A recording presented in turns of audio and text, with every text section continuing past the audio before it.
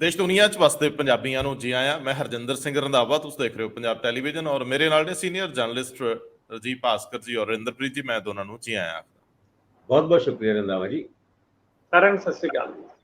ਉਹ ਖਬਰ ਜੋ ਬਹੁਤ ਪ੍ਰਮੁੱਖਤਾ ਨਾਲ ਛਾਇਆ ਹੋਈ ਔਰ ਉਹ ਖਬਰ ਜਿਹਦੇ ਵਿੱਚ ਸਟੇਟ ਦੇ ਮੁੱਖ ਮੰਤਰੀ ਦਾ ਬਹੁਤ ਜ਼ਿਆਦਾ ਇੰਟਰਸਟ ਹੈ, ਪਰਲ ਗਰੁੱਪ ਦੇ ਨਿਵੇਸ਼ਕਾਂ ਨੂੰ ਉਹਨਾਂ ਦੇ ਪੈਸੇ ਵਾਪਸ ਕਰਵਾਉਣੇ ਤੇ ਉਹਦੇ ਖਿਲਾਫ ਕਾਰਵਾਈ ਕਰਨੀ। ਉਹ ਜ਼ਮੀਨਾਂ ਜਿਹੜੀਆਂ ਸੀਜ਼ ਹੋਈਆਂ ਨੇ ਉਹਨਾਂ ਦੀ ਨਿਲਾਮੀ ਕਰਕੇ ਜਾਂ ਉਹਨਾਂ ਨੂੰ ਕਾਰੋਬਾਰੀਆਂ ਨੂੰ ਅਲਾਟ ਕਰਕੇ ਤੇ ਨਿਵੇਸ਼ਕਾਂ ਦੇ ਪੈਸੇ ਉਹਨਾਂ ਤੱਕ ਪਹੁੰਚਾਉਣੇ। ਇਹਦਾ ਇੱਕ ਵੱਖਰਾ ਕੋਣ ਹੈ। ਦੂਜਾ ਮਾਮਲਾ ਤਾਮਿਲਨਾਡੂ ਦਾ ਨਹੀਂ, ਸਾਡਾ ਵੀ ਹੈ। ਸਾਡੇ ਵੀ ਗਵਰਨਰ ਤੇ ਮੁੱਖ ਮੰਤਰੀ ਦੇ ਵਿੱਚ ਕੋਈ ਰਿਸ਼ਤੇ ਸੁਖਾਵੇਂ ਨਹੀਂ। ਤਾਮਿਲਨਾਡੂ ਦੇ ਗਵਰਨਰ ਨੇ ਉੱਥੋਂ ਦੇ ਇੱਕ ਵਜ਼ੀਰ ਨੂੰ ਬਰਖਾਸਤ ਕਰਤਾ ਹੈ। ਕੀ ਗਵਰਨਰ ਨੇ ਆਪਣੀ ਹੱਦ ਟੱਪੀ ਆ? ਕੀ ਗਵਰਨਰ ਆਪਣੀਆਂ ਸ਼ਕਤੀਆਂ ਤੋਂ ਬਾਹਰ ਚਲੇ ਗਿਆ? ਕੀ ਸੰਵਿਧਾਨਕ ਕ੍ਰਾਈਸਿਸ ਆ ਗਿਆ? ਕੀ ਪੰਜਾਬ ਦੇ ਵਿੱਚ ਕਟਾਰੂ ਚੱਕ ਦੇ ਮਾਮਲੇ 'ਚ ਜਦੋਂ ਗਵਰਨਰ ਟਿੱਪਣੀਆਂ ਕਰ ਰਹੇ ਸੀਗੇ ਕਿ ਇੱਥੇ ਵੀ ਇਸ ਤਰ੍ਹਾਂ ਦੀ ਕੋਈ ਨੌਬਤ ਆ ਸਕਦੀ ਹੈ? ਇਸ ਮਾਮਲੇ ਨੂੰ ਲੈਂਦੇ ਆ। ਅੱਜ ਪੰਜਾਬ ਦੇ ਚੀਫ ਸੈਕਟਰੀ ਜੰਜੂਆ ਸਾਹਿਬ, ਵੀਕੇ ਜੰਜੂਆ, ਵਿਜੇ ਕੁਮਾਰ ਜੰਜੂਆ ਰਿਟਾਇਰ ਹੋ ਰਹੇ ਨੇ। ਮੈਨੂੰ ਇੰਦਰਪ੍ਰੀਤ ਜੀ ਕਹਿੰਦੇ ਵੀ ਤੁਸੀਂ ਮੈਨੂੰ ਇਹ ਸਵਾਲ ਪੁੱਛਣਾ ਹੈ ਕਿ ਇਹਦੇ ਵਿੱਚ ਖਾਸ ਕੀ ਹੈ। ਲੋਕ ਰਿਟਾਇਰ ਤਾਂ ਹੁੰਦੇ ਰਹਿੰਦੇ ਆ, ਅਸੀਂ ਜੰਜੂਆ ਸਾਹਿਬ ਦੀ ਰਿਟਾਇਰਮੈਂਟ ਦੀ ਖਬਰ ਕਿਉਂ ਦੇ ਰਹੇ ਹਾਂ? ਚਲੋ ਇਹ ਇੱਕ ਸਸਪੈਂਸ ਰਹਿਣ ਦਿੰਦੇ ਆ ਤੇ ਆਪਾਂ ਇੰਦਰਪ੍ਰੀਤ ਜੀ ਕੋਲ ਇਦਾਂ ਹੀ ਸਵਾਲ ਲੈ ਕੇ ਜਾਂਦੇ ਆ। ਰਾਜਦੀਪ ਸਿੰਘ ਨਸ਼ਿਆਂ ਦੇ ਮਾਮਲੇ 'ਚ ਫਸੇ ਹੋਏ ਇੱਕ ਉੱਚ ਪੁਲਿਸ ਅਧਿਕਾਰੀ ਨੇ, ਜਿਹੜੇ ਪੁਲਿਸ ਦੀ ਗ੍ਰਿਫਤ ਤੋਂ ਬਾਹਰ ਆ। ਉਹਨਾਂ ਦੇ ਖਿਲਾਫ FIRs ਹੋ ਚੁੱਕੀਆਂ ਨੇ, ਉਹਨਾਂ ਨੂੰ ਨਾਮਜ਼ਦ ਕੀਤਾ ਜਾ ਚੁੱਕਿਆ। ਕੋਰਟਾਂ ਕਚਹਿਰੀਆਂ ਤੋਂ ਹੁੰਦਾ ਹੋਇਆ ਇਹ ਮਾਮਲਾ ਹੁਣ ਸਟੇਟ ਫਾਰਵਰਡ ਅੱਗੇ ਵੱਧ ਗਿਆ। ਲੇਕਿਨ ਇੰਦਰਬੀਰ ਸਿੰਘ ਇੱਕ DIG, ਜਿਨ੍ਹਾਂ ਨੂੰ ਅਸੀਂ ਸਾਬਕਾ DIG ਫਿਰੋਜ਼ਪੁਰ ਕਵਾਂਗੇ, ਅੱਜ ਕੱਲ ਉਹਨਾਂ ਦੀ ਪੋਸਟਿੰਗ ਕਿਤੇ ਹੋਰ ਹੈ, ਉਹਨਾਂ ਦੇ ਖਿਲਾਫ ਜਿਹੜਾ ਇਹ ਮਾਮਲਾ ਹੈ ਸਮੁੱਚਾ, ਉਹਦੇ ਵਿੱਚ ਵੀ ਨਵੇਂ ਕੋਣ ਆ। ਮੋਗੇ ਦੀ MLA ਖਿਲਾਫ ਉੱਥੋਂ ਦੇ ਇੱਕ ਸਿਹਤ ਅਧਿਕਾਰੀ ਨੇ ਕੁਝ ਦੋਸ਼ ਲਾਏ ਸੀ। ਹੁਣ MLA ਨੇ ਉਹਨਾਂ ਨੂੰ ਨੋਟਿਸ ਭੇਜਤਾ ਮਾਣਹਾਨੀ ਦਾ, ਤੇ ਉਧਰ ਉੱਥੋਂ ਦੇ SMO ਨੇ ਉਹ ਬੀਬੀ ਨੂੰ, ਜਿਹੜੀ MLA ਆ, ਉਹਨੂੰ ਕਲੀਨ ਚਿੱਟ ਦਿੱਤੀ ਆ। ਇਹ ਦੋਵੇਂ ਮਾਮਲੇ ਸਿਵਿਕ ਚੋਣਾਂ ਆ ਰਹੀਆਂ ਨੇ ਔਰ ਇੱਕ ਮਾਮਲਾ ਜਿਹੜਾ ਅੰਮ੍ਰਿਤਪਾਲ ਦਾ ਸੀ, ਉਹਦੀ ਵਾਈਫ ਨੇ ਔਰ ਇੱਕ ਵਕੀਲ ਜਿਹੜੇ SCP ਦੇ ਮੈਂਬਰ ਆ, ਉਹਨਾਂ ਨੇ ਦੱਸਿਆ ਕਿ ਉਹ ਭੁੱਖ ਹੜਤਾਲ ਤੇ ਬੈਠੇ ਨੇ, ਉਹਨਾਂ ਨੂੰ ਪਰਿਵਾਰ ਨਾਲ ਗੱਲਬਾਤ ਨਹੀਂ ਕਰਵਾਈ ਜਾ ਰਹੀ ਔਰ ਉਹਨਾਂ ਨੂੰ ਖਾਣਾ ਵੀ ਬਿਹਤਰ ਨਹੀਂ ਮਿਲ ਰਿਹਾ। ਸਭ ਤੋਂ ਪਹਿਲਾਂ ਇੰਦਰਪ੍ਰੀਤ ਜੀ, ਮੈਂ ਇਹ ਮਾਮਲਾ ਤੁਹਾਡੇ ਕੋਲ ਲਿਆਉਣਾ ਚਾਹੁੰਦਾ ਹੈ ਕਿ ਜਦੋਂ ਪਰਲ ਗਰੁੱਪ ਦੇ ਨਿਵੇਸ਼ਕਾਂ ਦੇ ਪੈਸੇ ਮੁੜਵਾਉਣ ਲਈ ਮੁੱਖ ਮੰਤਰੀ ਸਹੁੰ ਚੁੱਕਣ ਤੋਂ ਬਾਅਦ ਪਹਿਲੇ ਦਿਨ ਤੋਂ ਹੀ ਸਰਗਰਮ ਨੇ। ਇਹਦੇ ਵਿੱਚ ਖਤਰਿਆਂ ਦੀ ਗੱਲ ਕਰ ਰਹੇ ਹਾਂ। ਇਹਦੇ ਵਿੱਚ ਆਮ ਮੰਨਿਆ ਜਾ ਰਿਹਾ ਕਿ ਪਿਛਲੀ ਸਰਕਾਰ ਦੇ ਕੁਝ MLA ਅਫਸਰਾਂ ਤੱਕ ਪਹੁੰਚ ਕਰਦੇ ਰਹੇ ਕਿ ਆਪਾਂ ਇਹ ਜ਼ਮੀਨਾਂ ਜਿਹੜੀਆਂ ਨੇ ਇਹਨਾਂ ਦਾ ਕੋਈ ਕਿਸੇ ਪਾਸੇ ਲਾ ਲਈਏ। ਹੁਣ ਸਵਾਲ ਇਹ ਉੱਠ ਰਿਹਾ ਕਿ ਜਦੋਂ ਇਹਦੇ ਤੇ CBI ਦੀ ਜਾਂਚ ਹੈ, ਸੁਪਰੀਮ ਕੋਰਟ ਦਾ ਦਖਲ ਹੈ, SEBI ਦਾ ਦਖਲ ਹੈ ਔਰ ਇਹਦੇ ਉੱਤੇ ਨਿਵੇਸ਼ਕਾਂ ਨੂੰ ਹੁਣ ਤੱਕ ਕੋਈ ਰਾਹਤ ਨਹੀਂ ਮਿਲੀ। ਪੰਜਾਬ ਸਰਕਾਰ ਆਪਣੇ ਤੌਰ ਤੇ ਇਹਨਾਂ ਨੂੰ ਕਾਨੂੰਨੀ ਅਸਿਸਟੈਂਸ ਤਾਂ ਦੇ ਸਕਦੀ ਆ, ਇਹਨਾਂ ਨੂੰ ਕਾਨੂੰਨੀ ਸਹਾਇਤਾ ਦੇ ਸਕਦੀ ਹੈ, ਪਰ ਜੇਕਰ ਇਹਨਾਂ ਜ਼ਮੀਨਾਂ ਨੂੰ ਉਹ ਵੇਚ ਕੇ, ਭਾਵੇਂ ਕੋਰਟ ਦੇ ਆਦੇਸ਼ ਲੈਣਾ ਚਾਹੁੰਦੇ ਨੇ, ਪਰ ਜੇ ਉਹਨਾਂ ਨੂੰ ਵੇਚਦੇ ਨੇ ਤਾਂ ਇਹ ਕਾਰੋਬਾਰੀਆਂ ਨੂੰ ਦਿੰਦੇ ਨੇ। ਕੀ ਇਹਦੇ ਵਿੱਚ ਵੀ ਕੱਲ ਨੂੰ ਧਾਂਦਲੀਆਂ ਦਾ ਪੰਗਾ ਹੋ ਸਕਦਾ? ਮੁੱਖ ਮੰਤਰੀ ਜਿਹੜੇ ਸਾਫ਼ ਦਾਮਨ ਨੇ, ਉਹਨਾਂ ਦੇ ਉੱਤੇ ਇਲਜ਼ਾਮ ਆ ਸਕਦੇ ਆ। ਕੋਈ MLA, ਕੋਈ ਵਜ਼ੀਰ, ਕੋਈ ਬਿਊਰੋਕਰੈਟ ਇਹਦੇ ਵਿੱਚ ਹੱਥ ਧੋ ਸਕਦਾ। ਔਰ ਇਹ ਵੀ ਸਵਾਲ ਹੈ ਕਿ ਇਸ ਤਰ੍ਹਾਂ ਦੀਆਂ ਜ਼ਮੀਨਾਂ ਨੂੰ ਜੇਕਰ ਤੁਸੀਂ ਕਲੈਕਟਰ ਰੇਟ ਤੇ ਅਲਾਟਮੈਂਟ ਕਰੋਗੇ, ਕਾਰੋਬਾਰੀਆਂ ਨੂੰ ਤੁਸੀਂ ਇੱਥੇ ਸਨਅਤ ਲਾਉਣ ਲਈ ਦਿਓਗੇ, ਕਿੰਨੇ ਵਿਅਕਤੀ ਹੋਣਗੇ ਜਿਹੜੇ ਮਾਰਕੀਟ ਰੇਟ ਤੇ ਰਜਿਸਟਰੀ ਕਰਾਉਣਗੇ? ਫਿਰ ਜੇਕਰ ਇਹ ਰਜਿਸਟਰੀਆਂ ਕਲੈਕਟਰ ਰੇਟ ਤੇ ਹੁੰਦੀਆਂ ਨੇ ਤਾਂ ਇਹਦੇ ਵਿੱਚ CBI ਦੀ ਜਾਂਚ ਦਾ ਖਤਰਾ ਵੀ ਰਹੂਗਾ ਕਿ ਇੰਨੇ ਮਹਿੰਗੇ ਮੁੱਲ ਦੀਆਂ ਜ਼ਮੀਨਾਂ ਕੀ ਤੁਸੀਂ ਇਹਨਾਂ ਨੂੰ ਨਿਲਾਮ ਕਰੋਗੇ? ਕੀ ਇੰਜ ਨਹੀਂ ਹੋ ਸਕਦਾ ਕਿ ਤੁਸੀਂ ਸੁਪਰੀਮ ਕੋਰਟ ਦੇ ਵਿੱਚ ਜਾ ਕੇ ਜਿਹੜੀਆਂ ਸੀਜ਼ ਹੋਈਆਂ ਜ਼ਮੀਨਾਂ, ਇਹਨਾਂ ਨੂੰ ਡਿਸਪੋਜ਼ ਆਫ ਕਰਾਉਣ ਲਈ, ਨਿਵੇਸ਼ਕਾਂ ਨੂੰ ਵਾਪਸ ਪੈਸੇ ਮੁੜਵਾਉਣ ਲਈ ਕੋਈ ਕਮਿਸ਼ਨ ਦੀ ਮੰਗ ਕਰੋ? ਕੀ ਤੁਸੀਂ ਜਾ ਕੇ ਕਹਿ ਨਹੀਂ ਸਕਦੇ ਕਿ ਜਦੋਂ ਤੱਕ ਕੇਸ ਚੱਲਦਾ ਹੈ ਉਦੋਂ ਤੱਕ ਉਹਨਾਂ ਨਿਵੇਸ਼ਕਾਂ ਨੂੰ ਫਾਇਦਾ ਦੇਣ ਲਈ ਅਸੀਂ ਇਹ ਰਸਤਾ ਅਪਣਾਈਏ? ਇਹ ਸਾਰੇ ਸਵਾਲ ਆ, ਕਿਵੇਂ ਅੱਗੇ ਤੋਰੀਏ? ਰੰਧਾਵਾ ਸਾਹਿਬ, ਬਿਲਕੁਲ ਜਿਹੜੇ ਤੁਸੀਂ ਸਵਾਲ ਕੀਤੇ ਹੈਗੇ ਆ ਉਹ ਸਾਰੇ ਆਪਣੇ ਆਪ 'ਚ ਬਹੁਤ ਇੰਪੋਰਟੈਂਟ ਨੇ, ਕਿਉਂਕਿ ਇਹ ਪੂਰਾ ਘੁਟਾਲਾ ਇਹ ਕੋਈ 8 ਤੋਂ 10 ਹਜ਼ਾਰ ਕਰੋੜ ਦਾ ਮੰਨਿਆ ਜਾਂਦਾ ਕਿ 8 ਤੋਂ 10 ਹਜ਼ਾਰ ਕਰੋੜ ਰੁਪਏ ਜਿਹੜੇ ਨਿਵੇਸ਼ਕਾਂ ਦੇ ਨੇ ਉਹ ਇਸ 'ਚ ਲੱਗੇ ਹੋਏ ਨੇ। ਔਰ 1469 ਜਿਹੜੀਆਂ ਸੰਪਤੀਆਂ ਨੇ ਉਹ ਇਹਦੀ ਆਇਡੈਂਟੀਫਾਈ ਹੁਣ ਤੱਕ ਹੋ ਚੁੱਕੀਆਂ ਨੇ ਔਰ ਸਾਰੀਆਂ ਦੀਆਂ ਸਾਰੀਆਂ ਜਿਹੜੀਆਂ ਨੇ ਉਹ ਮੇਨ ਸ਼ਹਿਰਾਂ ਦੇ ਵਿੱਚ ਨੇ, ਬਿਲਕੁਲ ਸੈਂਟਰ 'ਚ। ਮੈਨੂੰ ਨਹੀਂ ਲੱਗਦਾ ਕਿ ਕੋਈ ਸ਼ਾਇਦ ਇੰਡਸਟਰੀਅਲ ਪਲਾਟ ਇਹਨਾਂ ਦੇ ਹੈਗੇ ਨੇ, ਸਾਰੇ ਮੈਨੂੰ ਲੱਗਦਾ ਕਿ ਰੈਜ਼ੀਡੈਂਸ਼ੀਅਲ ਵਾਲੀਆਂ ਕਲੋਨੀਆਂ ਇਹਨਾਂ ਨੇ ਡਿਵੈਲਪ ਕੀਤੀਆਂ ਸੀਗੀਆਂ। ਜੇ ਤੁਸੀਂ ਮੋਹਾਲੀ ਦਾ 103-4 ਸੈਕਟਰ ਦੇਖੋ ਤੇ ਬਹੁਤ ਵੱਡੀ ਸੰਪਤੀ ਹੈ ਇਹਨਾਂ ਦੀ। ਬਨੂੜ ਰੋਡ ਤੇ ਬਹੁਤ ਵੱਡੀ ਸੰਪਤੀ ਹੈ। ਇਸ ਤਰ੍ਹਾਂ ਬਠਿੰਡਾ ਦੇ ਵਿੱਚ ਜਿਹੜੀ 400 ਏਕੜ ਜ਼ਮੀਨ ਹੈ ਇਹਨਾਂ ਦੀ, ਬਹੁਤ ਵੱਡੀਆਂ ਸੰਪਤੀਆਂ ਨੇ। ਮੈਂ ਉਸ ਤੇ ਹੁਣ ਵਿਸਤਾਰ 'ਚ ਵੀ ਨਾ ਜਾਵਾਂ, ਲੇਕਿਨ ਜਿਹੜੀਆਂ ਸਵਾਲ ਕੀਤੇ, ਮੈਂ ਇਹਦੇ 'ਚ ਇੱਕ ਚੀਜ਼ ਐਡ ਕਰ ਦਿਆਂ ਤੁਸੀਂ ਮੁਹਾਲੀ ਜੀ ਦੀ ਗੱਲ ਕੀਤੀ ਆ, ਥੋੜਾ ਹਾਸਾ ਠੱਠਾ ਹੈ ਪਰ ਗੱਲ ਸੀਰੀਅਸ ਆ। ਉਦੋਂ ਦੇ ਇੱਕ ਵੱਡੇ ਅਧਿਕਾਰੀ ਨੇ ਜ਼ਿਕਰ ਕੀਤਾ ਕਿ ਤਤਕਾਲੀ ਡੀਸੀ ਮੁਹਾਲੀ ਇੱਕ ਦਿਨ ਆਣ ਕੇ ਕਹਿੰਦੇ ਕਿ ਇੱਕ ਐਮਐਲਏ ਜਿਹੜੇ ਮੁੱਖ ਮੰਤਰੀ ਦੇ ਨਜ਼ਦੀਕ ਸੀ, ਉਹ ਕਾਫੀ ਦਬਾਅ ਪਾਉਂਦੇ ਆ ਵੀ ਇਹਨਾਂ ਦਾ ਕੁਝ ਕਰ ਲਈਏ ਜੀ, ਕਨਾਲ ਤੁਸੀਂ ਰੱਖ ਲਿਓ, 4 ਕਨਾਲ ਮੇਰੇ ਹਿੱਸੇ ਆ ਜਾਓ, ਕੁਝ ਨਾ ਕੁਝ ਤਾਂ ਬਣ ਜੂ, ਆਪਾਂ ਲੋਕਾਂ ਨੂੰ ਫਾਇਦਾ ਪਹੁੰਚਾਈਏ। ਸੋ ਮੈਂ ਇਹ ਜਿਹੜੇ ਡਰ ਪੈਂਦੇ ਇਹਨਾਂ 'ਚ ਖਤਰੇ ਪਏ ਹੁੰਦੇ ਆ, ਖੈਰ ਹਾਸੇ ਠੱਠੇ 'ਚ ਗੱਲ ਆ, ਅਸੀਂ ਕਿਸੇ ਦਾ ਨਾਂ ਇਸ ਕਰਕੇ ਨਹੀਂ ਲੈਣਾ, ਕਿਉਂਕਿ ਇਹਦੇ ਵਿੱਚ ਪੁਖਤਗੀ ਨਾਲ ਕੋਈ ਡੀਸੀ ਜਾਂ ਜਿਹੜਾ ਹੁਣ ਅਧਿਕਾਰੀ ਕਿਤੇ ਹੋਰ ਲੱਗਿਆ, ਉਹਨੇ ਆਣ ਕੇ ਇਹ ਗਵਾਹੀ ਨਹੀਂ ਦੇਣੀ ਵੀ ਫਲਾਣਾ ਬੰਦਾ ਮੇਰੇ ਕੋਲ ਆਇਆ ਸੀ। ਇਹ ਉਹ ਗੱਲਾਂ ਨੇ ਜਿਹੜੀਆਂ ਪਰਦੇ ਪਿੱਛੇ ਹੁੰਦੀਆਂ। ਗੱਲ ਤੋਰੋ ਜੀ। ਮੈਂ ਇਸੇ ਉਸੇ ਉਸ ਚ ਕਹਿ ਰਿਹਾ ਵੀ ਇੱਕ ਤਾਂ ਪਹਿਲਾਂ ਕਿ ਇਸ ਤੇ ਸੁਪਰੀਮ ਕੋਰਟ ਦੇ ਆਰਡਰਸ ਦੇ ਉੱਤੇ ਆਲਰੇਡੀ ਲੋਧਾ ਕਮਿਸ਼ਨ, ਜਸਟਿਸ ਲੋਧਾ ਇਹਦੀ ਇਨਕੁਆਇਰੀ ਕਰ ਰਿਹਾ ਤੇ ਉਹ ਸਾਰੀਆਂ ਸੰਪਤੀਆਂ ਇੱਕ ਤਰ੍ਹਾਂ ਦੀਆਂ ਉਹਨਾਂ ਨੇ ਸੀਜ਼ ਕਰਵਾਈਆਂ ਹੋਈਆਂ। ਹੁਣ ਸਵਾਲ ਇਹ ਹੁੰਦਾ ਹੈ ਕਿ ਜੇ ਆਲਰੇਡੀ ਇੱਕ ਸੁਪਰੀਮ ਕੋਰਟ ਦੀ ਡਾਇਰੈਕਸ਼ਨ ਦੇ ਉੱਤੇ ਇੱਕ ਕਮੇਟੀ ਕੰਮ ਕਰ ਰਹੀ ਹੈ, ਤਾਂ ਕੀ ਸਰਕਾਰ ਜਿਹੜੀ ਸਟੇਟ ਗਵਰਨਮੈਂਟ ਹੈ ਉਹ ਵੀ ਇਹਦੇ ਵਿੱਚ ਇਨਵੋਲਵ ਹੋ ਸਕਦੀ ਹੈ ਕਿ ਉਹ ਵੀ ਆਪਣਾ ਕੋਈ ਕਮਿਸ਼ਨ ਸਥਾਪਿਤ ਕਰਕੇ ਇਹਦੇ ਉੱਪਰ ਕਰੂਗੀ? ਫਿਰ ਇੱਕ ਤਾਂ ਇਸ ਤਰ੍ਹਾਂ ਦੇ ਸਵਾਲ ਲਈ ਫਿਰ ਜਿਹੜੇ ਨਿਵੇਸ਼ਕ ਨੇ ਉਹਨਾਂ, ਜੇ ਸਪੋਜ਼ ਕਰੋ ਕੋਈ ਸੰਪਤੀਆਂ ਤੁਸੀਂ ਕਰ ਵੀ ਲਿੱਤੀਆਂ ਡਿਸਪੋਜ਼ ਆਫ, 1000 ਕਰੋੜ 2000 ਕਰੋੜ ਤੁਹਾਡੇ ਕੋਲ ਆ ਜਾਂਦਾ, ਤੁਸੀਂ ਡਿਸਪੋਜ਼ ਆਫ ਕਿਵੇਂ ਕਰੋਗੇ? ਕਿਉਂਕਿ ਨਿਵੇਸ਼ਕਾਂ ਦੀ ਗਿਣਤੀ ਬਹੁਤ ਜ਼ਿਆਦਾ ਹੈ ਔਰ ਤੁਸੀਂ ਆਇਡੈਂਟੀਫਾਈ ਕਿਵੇਂ ਕਰੋਗੇ ਕਿ ਪਹਿਲਾਂ ਕਿਹਨੂੰ ਦੇਣਾ ਤੇ ਲਾਸਟ 'ਚ ਕਿਹਨੂੰ ਦੇਣਾ? ਇਸ ਤਰ੍ਹਾਂ ਦੇ ਬਹੁਤ ਨੇ, ਪਰ ਇਹਦੇ 'ਚ ਜਿਹੜਾ ਸਭ ਤੋਂ ਵੱਡਾ ਖਦਸ਼ਾ ਜਿਹੜਾ ਤੁਸੀਂ ਹੁਣ ਕਿਹਾ ਨਾ, ਅਸਲ 'ਚ ਉਹ ਹੈ ਜਦੋਂ ਵੀ ਇਸ ਕਿਸਮ ਦੀਆਂ ਚੀਜ਼ਾਂ ਆਉਂਦੀਆਂ ਨੇ, ਪ੍ਰੋਗਰਾਮ ਆਉਂਦੇ ਨੇ, ਠੀਕ ਹੈ, ਇਹ ਆਮ ਆਦਮੀ ਪਾਰਟੀ ਅੱਜ ਦੀ ਨਹੀਂ, ਇਲੈਕਸ਼ਨ ਤੋਂ ਪਹਿਲਾਂ ਤੋਂ ਹੀ ਇਹ ਕਹਿ ਰਹੇ ਸੀ ਕਿ ਕਿਉਂਕਿ ਇਹ ਇਕੱਲੇ ਪਰਲ ਗਰੁੱਪ ਦਾ ਮਾਮਲਾ ਨਹੀਂ ਹੈ, ਹੋਰ ਵੀ 3-4 ਗਰੁੱਪ ਇਹੋ ਜਿਹੇ ਨੇ ਜਿਨ੍ਹਾਂ ਨੇ ਬਹੁਤ ਵੱਡੀਆਂ ਵੱਡੀਆਂ ਸੰਪਤੀਆਂ ਬਣਾਈਆਂ ਹੋਈਆਂ ਨੇ। ਉਹਨਾਂ ਇੱਕ ਅਬੋਰ ਵਾਲੇ ਕੋਈ ਅਰੋੜਾ ਸਾਹਿਬ ਵੀ ਹੈਗੇ ਨੇ, ਉਹਨਾਂ ਨੇ ਵੀ ਇਸ ਤਰ੍ਹਾਂ ਦੀਆਂ ਸੰਪਤੀਆਂ ਬਣਾਈਆਂ ਹੋਈਆਂ ਨੇ, ਜਿਨ੍ਹਾਂ ਦੇ ਬਾਰੇ ਸੁਨੀਲ ਜਾਖੜ ਨੇ ਇੱਕ ਲੰਬੀ ਪ੍ਰੈਸ ਕਾਨਫਰੰਸ ਆਪਣੇ ਪਿਛਲੇ ਇਲੈਕਸ਼ਨ ਤੋਂ ਪਹਿਲਾਂ ਕੀਤੀ ਸੀ। ਮੈਨੂੰ ਯਾਦ ਆ ਉਦੋਂ ਕਾਂਗਰਸ ਭਵਨ 'ਚ 400 ਤੋਂ ਉੱਪਰ ਬੰਦਾ ਆਇਆ ਹੋਇਆ ਸੀ ਜਿਨ੍ਹਾਂ ਨੇ ਕਿਹਾ ਵੀ ਸਾਡੇ ਤੋਂ ਪੈਸੇ ਲੈ ਲਏ ਤੇ ਹੁਣ ਸਾਨੂੰ ਪਲਾਟ ਨਹੀਂ ਦੇ ਰਹੇ। ਸੋ ਇਹ ਇਸ ਤਰ੍ਹਾਂ ਦਾ ਹੀ ਮਾਮਲਾ ਇਹ ਵੀ ਹੈਗਾ। ਹੁਣ ਇਹਦੇ ਵਿੱਚ ਇੱਕ ਸਵਾਲ ਇਹ ਹੈ ਕਿ ਕੀ ਇਸ ਤਰ੍ਹਾਂ ਦਾ ਹੀ ਜਿਹੜੇ ਕੁਝ ਅਧਿਕਾਰੀ ਇਦਾਂ ਦੇ ਨੇ ਕਿ ਉਹ ਗਵਰਨਮੈਂਟ ਨੂੰ ਪ੍ਰੈਸ਼ਰਾਈਜ਼ ਕਰ ਰਹੇ ਨੇ, ਜਿਨ੍ਹਾਂ ਦੇ ਆਪਣੇ ਇੰਟਰਸਟ ਨੇ ਕਿ ਚਲੋ ਆਪਾਂ ਨੂੰ ਵੀ ਕੁਝ ਨਾ ਕੁਝ ਹਿੱਸਾ ਮਿਲ ਜੂਗਾ, ਕਿਉਂਕਿ ਸਾਰੇ ਮੈਂ ਤੁਹਾਨੂੰ ਜਿਵੇਂ ਦੱਸਿਆ ਸਾਰੀ ਸੰਪਤੀ ਮਤਲਬ ਚੰਡੀਗੜ੍ਹ ਦੇ ਬਹੁਤ ਹੀ ਨੇੜੇ ਹੈ, ਇਸ ਤੋਂ ਸੰਪਤੀ ਜ਼ਿਆਦਾ ਨੇੜੇ ਕੋਈ ਹੈ ਨਹੀਂ। ਇਸੇ ਕਰਕੇ ਹੀ ਉਹ ਜਿਹੜੀ ਲੱਖਾਂ 'ਚ ਕਦੋਂ ਕਿਸੇ ਟਾਈਮ ਲਿੱਤੀ ਹੋਊਗੀ ਉਹ ਅੱਜ ਕਰੋੜਾਂ ਰੁਪਏ ਦੇ ਵਿੱਚ ਹੈ। ਸੋ ਸਭ ਦੇ ਉੱਤੇ ਇਹ ਜਿਹੜੀਆਂ ਸ਼ਾਰਕਸ ਬੈਠੀਆਂ ਨੇ, ਅਸਲ 'ਚ ਨਿਗਾਹ ਤਾਂ ਇਹਨਾਂ ਦੀ ਹੈ। ਇਹ ਨਾ ਹੋਵੇ ਕਿ ਇਹਨਾਂ ਸ਼ਾਰਕਸ ਦੀ ਭੇਂਟ ਮੁੱਖ ਮੰਤਰੀ ਚੜ ਜਾਣ ਤੇ ਉਹਨਾਂ ਦਾ ਜਿਹੜਾ ਅਜੇ ਤੱਕ ਸਾਫ਼ ਹੈ ਦਾਮਨ, ਉਸ ਦੇ ਉੱਤੇ ਵੱਡੇ ਵੱਡੇ ਦਾਗ ਦਿਖਾਈ ਦੇਣ। ਮੈਨੂੰ ਇਹਦਾ ਵੀ ਖਤਰਾ ਹੈ। ਇਹਦੇ ਤੇ ਕਿਸ ਤਰ੍ਹਾਂ ਹੋ ਸਕਦਾ ਕਾਨੂੰਨੀ ਕੋਈ ਇਹਦੇ ਤੇ ਹਜੇ ਬਲੂਪ੍ਰਿੰਟ ਉਹਨਾਂ ਨੇ ਕੋਈ ਨਹੀਂ ਦਿੱਤਾ। ਉਹਨਾਂ ਨੇ ਕਿਹਾ ਵੀ ਅਸੀਂ ਸੰਪਤੀਆਂ ਜ਼ਬਤ ਕਰਨੀਆਂ ਸ਼ੁਰੂ ਕਰ ਦਿੱਤੀਆਂ। ਕਿਹੜੀਆਂ ਸੰਪਤੀਆਂ ਜ਼ਬਤ ਕਰਨੀਆਂ ਉਹਦੀ ਕੋਈ ਡਿਟੇਲ ਨਹੀਂ ਆਈ ਕਿ ਕਿਹੜੀਆਂ ਸੰਪਤੀਆਂ, ਕਿਉਂਕਿ 1469 ਸੰਪਤੀਆਂ ਤਾਂ ਲੋਧਾ ਕਮਿਸ਼ਨ ਨੇ ਫਰੀਜ਼ ਕਰਾਈਆਂ ਹੋਈਆਂ ਨੇ। ਫਿਰ ਕੀ ਹੋਰ ਆਇਡੈਂਟੀਫਾਈ ਕੀਤੀਆਂ ਜਿਹੜੀਆਂ 1469 ਤੋਂ ਬਾਅਦ ਹੈ? ਇਹ ਬਹੁਤ ਸਾਰੇ ਸਵਾਲ ਨੇ। ਮੈਨੂੰ ਲੱਗਦਾ ਕਿ ਇਸ ਤੇ ਜਦ ਤੱਕ ਕੋਈ ਕਲੈਰਿਟੀ ਨਹੀਂ ਆਉਂਦੀ, ਜਾਂ ਤਾਂ ਸੀਐਮ ਸਾਹਿਬ ਖੁਦ ਪ੍ਰੈਸ ਕਾਨਫਰੰਸ ਕਰਕੇ ਦੱਸਣ ਵੀ ਆਹ ਸੰਪਤੀਆਂ ਅਸੀਂ ਆਇਡੈਂਟੀਫਾਈ ਕੀਤੀਆਂ ਨੇ ਔਰ ਇਹ ਸੰਪਤੀਆਂ ਲੋਧਾ ਕਮਿਸ਼ਨ ਤੋਂ ਬਾਹਰ ਨੇ, ਇਹਨੂੰ ਅਸੀਂ ਜਿਹੜਾ ਵੇਚ ਕੇ ਨਿਲਾਮ ਕਰਕੇ ਜਾਂ ਕੁਝ ਵੀ ਕਰਾਂਗੇ ਤੇ ਉਹਦਾ ਪੈਸਾ ਜਿਹੜਾ ਲੋਕਾਂ ਨੂੰ ਦੇਣਾ ਸ਼ੁਰੂ ਕਰਾਂਗੇ। ਦੇਖੋ ਇੰਦਰਪ੍ਰੀਤ ਜੀ, ਇਹ ਤਾਂ ਹੋ ਹੀ ਨਹੀਂ ਸਕਦਾ ਵੀ ਕੋਈ ਬਹੁਤ ਵੱਡਾ ਘੁਟਾਲਾ ਹੋਵੇ, ਸੁਪਰੀਮ ਕੋਰਟ ਇਨਵੋਲਵ ਹੋਵੇ, ਸੇਬੀ ਇਨਵੋਲਵ ਹੋਵੇ ਤੇ ਉਹਦੇ ਵਿੱਚੋਂ ਕੁਝ ਪ੍ਰਾਪਰਟੀਆਂ ਬਾਹਰ ਰਹਿ ਗਈਆਂ ਹੋਣ। ਇਹ ਸੰਭਵ ਨਹੀਂ। ਮੇਰਾ ਖਿਆਲ ਜੇ ਉਹ ਬਾਹਰ ਰਹਿ ਗਈਆਂ ਤੇ ਉਹਨਾਂ ਕੋਲੋਂ ਆਇਡੈਂਟੀਫਾਈ ਨਹੀਂ ਹੋ ਸਕੀਆਂ ਹੋਣਗੀਆਂ। ਅਦਰਵਾਈਜ਼ ਜਦੋਂ ਵੀ ਉਹ ਆਇਡੈਂਟੀਫਾਈ ਹੋਣਗੀਆਂ ਉਹ ਉਸੇ ਹੀ ਜਿਹੜਾ ਜਿਸ ਤਰ੍ਹਾਂ ਦੀ ਜਾਂਚ ਹੈ ਉਹਦਾ ਹਿੱਸਾ ਹੋ ਜਾਣਗੀਆਂ। ਪੰਜਾਬ ਉਹਦੇ ਵਿੱਚ ਕੋਈ ਬਹੁਤ ਜ਼ਿਆਦਾ ਕਰ ਨਹੀਂ ਸਕਦਾ। ਨੰਬਰ 1, ਮੈਂ ਇਹਦੇ ਵਿੱਚ ਥੋੜੀ ਜਿਹੜੀਆਂ ਦਿਲਚਸਪੀਆਂ ਉਹ ਜ਼ਿਕਰ ਕਰਾਂ। ਮਾਲਵੇ ਵੱਲ ਦੇ ਇੱਕ ਵੱਡੇ ਵਜ਼ੀਰ ਜਿਹੜੇ ਪਹਿਲਾਂ 2 ਰਜੀਮ ਦੇ ਵਿੱਚ ਉਹ ਕਾਫੀ ਅਹਿਮ ਰਹੇ, ਕੈਪਟਨ ਸਾਹਿਬ ਦੀ ਵਜ਼ਾਰਤ ਵਿੱਚ ਵੱਡੇ ਵਜ਼ੀਰ ਸੀ, ਉਹ ਵੀ ਕਈ ਵਾਰੀ ਯਤਨ ਕਰਦੇ ਸੀ ਵੀ ਇਹਨੂੰ ਆਪਾਂ ਕਿਸੇ ਪਾਸੇ ਲਾ ਲਈਏ। ਜਿੱਦਾਂ ਹੁਣ ਮੁੱਖ ਮੰਤਰੀ ਸਾਹਿਬ ਇਹਦੇ ਤੇ ਕਾਫੀ ਦਿਲਚਸਪੀ ਲੈ ਰਹੇ, ਪਤਾ ਲੱਗਿਆ ਉਹ ਜਿੱਥੇ ਕਿਤੇ ਵੀ ਜਾਂਦੇ ਹੋਣਗੇ 2-4 ਬੰਦੇ ਅੱਗੇ ਖੜਾਈ ਦਿੱਤੇ ਜਾਂਦੇ। ਵੱਡੇ ਬੰਦਿਆਂ ਨੇ ਬੜੇ ਤਾਮਝਾਮ ਕੀਤੇ ਹੁੰਦੇ ਆ। ਜਿਹੜੇ ਬੰਦੇ ਸੱਚਮੁੱਚ ਕਾਰੋਬਾਰਾਂ ਨੂੰ ਜਾਣਦੇ ਆ ਉਹ 10-20 ਨਿਵੇਸ਼ਕਾਂ ਨੂੰ ਮੁੱਖ ਮੰਤਰੀ ਦੇ ਸਾਹਮਣੇ ਜਾ ਕੇ ਉਹ ਫੜ ਕੇ ਤਖਤੀ ਖਿਲਾਰ ਦੇਣਗੇ ਹੋਣਗੇ ਵੀ ਪਰਲ ਗਰੁੱਪ ਤੇ ਮੁੱਖ ਮੰਤਰੀ ਸਾਹਿਬ ਦਾ ਹਿਰਦਾ ਵੈਸੇ ਹੀ ਪਸੀਜਿਆ ਹੋਇਆ, ਉਹ ਕਰਨਾ ਚਾਹੁੰਦੇ ਆ।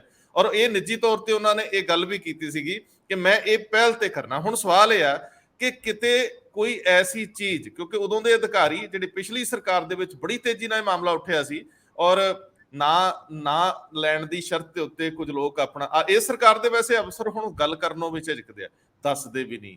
ਐਂ ਲੱਗਦਾ ਜਦੋਂ ਉਹਨਾਂ ਦੇ ਸਿਰ ਤੇ ਕੋਈ ਖਲੋਤਾ ਉਹਨਾਂ ਨੂੰ ਸੁਣ ਰਿਹਾ ਹੋਵੇ। ਇਹ ਬੜਾ ਅੱਜ ਕੱਲ ਪੰਗਾ, WhatsApp ਤੇ ਵੀ ਨਹੀਂ ਆਉਂਦੇ, ਕੀ ਕਰੀਏ? ਗੱਲ ਦੱਸਣੋਂ ਬੜੀ ਔਖੀ ਹੋ ਗਈ। ਜੇ ਸਾਡੀ ਜੌਬ ਔਖੀ ਕਰਤੀ ਹੈ ਇਹਨਾਂ ਨੇ, ਪਤਾ ਨਹੀਂ, ਉਹ ਕਹਿੰਦੇ ਸਰਕਾਰ ਵੇਖ ਰਹੀ ਹੈ ਸਾਨੂੰ। ਪਰ ਇਹ ਗੱਲ ਹੈ ਕਿ ਪਿਛਲੀ ਸਰਕਾਰ ਦੇ ਕੁਝ ਅਧਿਕਾਰੀ ਜਿਹੜੇ ਨੇ ਉਹ ਇਹ ਮੰਨਦੇ ਨੇ ਕਿ ਜਦੋਂ ਸਾਰੇ ਪੱਖ ਦੇਖ ਲਏ ਗਏ ਤਾਂ ਸਿਰਫ ਕਾਨੂੰਨੀ ਰਾਹ ਬਚਦਾ ਸੀ ਕਿ ਇਹਨੂੰ ਡਿਸਪੋਜ਼ ਆਫ ਕਰਾਉਣ ਲਈ, ਨਿਵੇਸ਼ਕਾਂ ਦੇ ਪੈਸੇ ਵਾਪਸ ਕਰਾਉਣ ਲਈ ਕੋਈ ਕਮਿਸ਼ਨ ਉੱਥੋਂ ਬਣਵਾਇਆ ਜਾਵੇ ਸੁਪਰੀਮ ਕੋਰਟ ਦੇ ਵਿੱਚੋਂ, ਔਰ ਉਹ ਕਮਿਸ਼ਨ ਹੀ ਬਾਅਦ ਦੇ ਵਿੱਚ ਇਹਨਾਂ ਨੂੰ ਨਿਲਾਮ ਕਰੇ, ਇਹਨਾਂ ਨਿਵੇਸ਼ਕਾਂ ਦੇ ਪੈਸੇ ਜਿਹੜੇ ਉਹ ਦੇਵੇ। ਸਰਕਾਰ ਇਸ ਝੰਜਟ 'ਚ ਨਾ ਪਵੇ, ਸਰਕਾਰ ਕਾਨੂੰਨੀ ਨੁਕਤਾ ਨਿਗਾਹ ਤੋਂ ਇਹਦੇ 'ਚ ਲੜਾਈ ਲੜਨ ਲਈ ਆਪਣੇ ਸਾਰੇ ਸੰਸਾਧਨ ਝੋਕ ਦੇਵੇ। ਤੇ ਖੈਰ ਆਪਾਂ ਭਾਸਕਰ ਸਾਹਿਬ ਦਾ ਵਿਊ ਪੁਆਇੰਟ ਲੈ ਕੇ ਅੱਗੇ ਵਧਦੇ ਹਾਂ ਕਾਲੀ ਦੇ ਵਿੱਚ। ਜੀ ਭਾਸਕਰ ਸਾਹਿਬ। ਸਰਕਾਰ ਬਣੀ ਸੀ ਮਾਰਚ ਦੇ ਮਹੀਨੇ ਲਾਸਟ ਈਅਰ, ਯਾਨੀ 2022 ਦੇ ਵਿੱਚ। ਮਈ ਦੇ ਮਹੀਨੇ ਦੇ ਵਿੱਚ ਭਗਵੰਤ ਮਾਨ ਉਹਨਾਂ ਦਾ ਇੱਕ ਟਵੀਟ ਆਇਆ ਸੀਗਾ ਕਿ ਪਰਲ ਗਰੁੱਪ ਦੇ ਜਿਹੜੇ ਪੀੜਿਤ ਨੇ ਉਹਨਾਂ ਨੂੰ ਇਹਨਾਂ ਦੀ ਪ੍ਰਾਪਰਟੀਆਂ ਵੇਚ ਕੇ ਅਸੀਂ ਪੈਸੇ ਦੇਵਾਂਗੇ, ਇਹਨਾਂ ਦੇ ਪੈਸੇ ਵਾਪਸ ਕਰਾਂਗੇ। ਉਸ ਤੋਂ ਬਾਅਦ ਹੁਣ ਜੂਨ ਵਿੱਚ, ਯਾਨੀ ਕੱਲ ਵੀ ਇੱਕ ਟਵੀਟ ਆਇਆ ਕਿ ਉਹ ਕਾਨੂੰਨੀ ਪ੍ਰਕਿਰਿਆ, ਤੁਸੀਂ ਉਹਨਾਂ ਦੇ ਟਵੀਟ ਦੇ ਵਿੱਚ ਇੱਕ ਗੱਲ ਧਿਆਨ ਦੇਣ ਯੋਗ ਹੈਗੀ ਹੈ ਕਿ ਉਹਨਾਂ ਦੀ ਪ੍ਰਾਪਰਟੀ ਨੂੰ ਲੈ ਕੇ ਵੇਚਣ ਦੀ ਕਾਨੂੰਨੀ ਪ੍ਰਕਿਰਿਆ ਉਹਨਾਂ ਨੇ ਸ਼ੁਰੂ ਕਰਤੀ ਹੈ। ਪਿਛਲੇ ਦਿਨਾਂ ਦੇ ਵਿੱਚ ਕੈਪਸੀਨਾ ਉਹਨਾਂ ਨੇ ਜਿਹੜੀ ਚਿੱਠੀ ਲਿਖੀ ਸੀ ਡੀਸੀਆਂ ਨੂੰ, ਇੱਕ ਹਫ਼ਤੇ ਦੇ ਅੰਦਰ ਅੰਦਰ ਜਿੰਨੇ ਵੀ ਉਹ 31 ਪ੍ਰਾਪਰਟੀਆਂ ਜਾਂ 2239 ਪ੍ਰਾਪਰਟੀਆਂ ਦਾ ਵੀ ਜ਼ਿਕਰ ਕੀਤਾ ਹੈ ਕਿ ਜਿਹਦੇ ਟਾਈਟਲ ਜਿਹਨੂੰ ਵੇਚਿਆ ਜਾ ਚੁੱਕਿਆ ਉਹਦੇ ਇੰਤਕਾਲ ਕੈਂਸਲ ਕਰਕੇ ਵਾਪਸ ਉਹ ਪਰਲ ਗਰੁੱਪ ਦੇ ਨਾਂ ਤੇ ਕਰ ਦਿੱਤਾ ਜਾਏ। ਇਹ ਤੇ ਬਿਲਕੁਲ ਤੈਅ ਵੀ ਗੱਲ। ਜਸਟਿਸ RN ਲੋਢਾ ਉਹਨਾਂ ਦੀ ਕਮੇਟੀ ਦੇ ਵਿੱਚ ਕੁਝ ਪ੍ਰਾਪਰਟੀਆਂ ਦੀ ਲਿਸਟ ਬਣੀ ਹੋਈ ਹੈ ਔਰ ਕਾਫੀ ਸਾਲਾਂ ਤੋਂ ਉਹਨਾਂ ਨੇ ਇਸ ਮੁੱਦੇ ਦੇ ਉੱਤੇ ਕੋਈ ਐਕਸ਼ਨ ਜਾਂ ਤੇ ਲਿੱਤਾ ਨਹੀਂ ਜਾਂ ਫਿਰ ਸਾਨੂੰ ਪਤਾ ਨਹੀਂ ਲੱਗਿਆ, ਕਿਉਂਕਿ ਨਿਊਜ਼ਪੇਪਰ ਦੇ ਵਿੱਚ, ਮੀਡੀਆ ਦੇ ਵਿੱਚ ਕੋਈ ਰਿਪੋਰਟ ਏਦਾਂ ਦੀ ਨਹੀਂ ਆਈ। ਹੁਣ ਬਿਨਾਂ ਜਸਟਿਸ ਲੋਢਾ ਦੀ ਪਰਮਿਸ਼ਨ ਤੋਂ ਇਹ ਕੰਮ ਨਹੀਂ ਕੀਤਾ ਜਾ ਸਕਦਾ ਔਰ ਇਸ ਗੱਲ ਦਾ ਜ਼ਿਕਰ ਗੈਰ ਰਸਮੀ ਤੌਰ ਤੇ ਕੀਤਾ ਜਾਂਦਾ ਹੈ ਕਿ ਜਸਟਿਸ ਲੋਢਾ ਉਹਨਾਂ ਦੀ ਸਹਿਮਤੀ ਇਹਦੇ ਵਿੱਚ ਲਿੱਤੀ ਗਈ ਹੈ, ਸੁਪਰੀਮ ਕੋਰਟ ਦੀ ਵੀ ਇਜਾਜ਼ਤ ਇਹਦੇ ਵਿੱਚ ਲਿੱਤੀ ਜਾਏਗੀ ਔਰ ਉਸ ਤੋਂ ਬਾਅਦ ਹੀ ਪ੍ਰਾਪਰਟੀਆਂ ਨੂੰ ਵੇਚਣ ਦਾ ਜਿਹੜਾ ਕੰਮ ਹੈ ਉਹ ਸ਼ੁਰੂ ਹੋਏਗਾ। ਔਰ ਜਸਟਿਸ ਲੋਢਾ ਨੂੰ ਵੀ ਇਹੀ ਟਾਸਕ ਦਿੱਤਾ ਗਿਆ ਸੀ ਕਿ ਇਹਨਾਂ ਪ੍ਰਾਪਰਟੀਆਂ ਨੂੰ ਕਲੱਬ ਕਰਕੇ ਅੱਗੇ ਚੱਲ ਕੇ ਕਿਸ ਤਰੀਕੇ ਨਾਲ ਪੀੜਿਤਾਂ ਨੂੰ ਅਸੀਂ ਰਾਹਤ ਦੇ ਸਕਦੇ ਹਾਂ ਉਹਦੀ ਤਿਆਰੀ ਕੀਤੀ ਜਾਏ।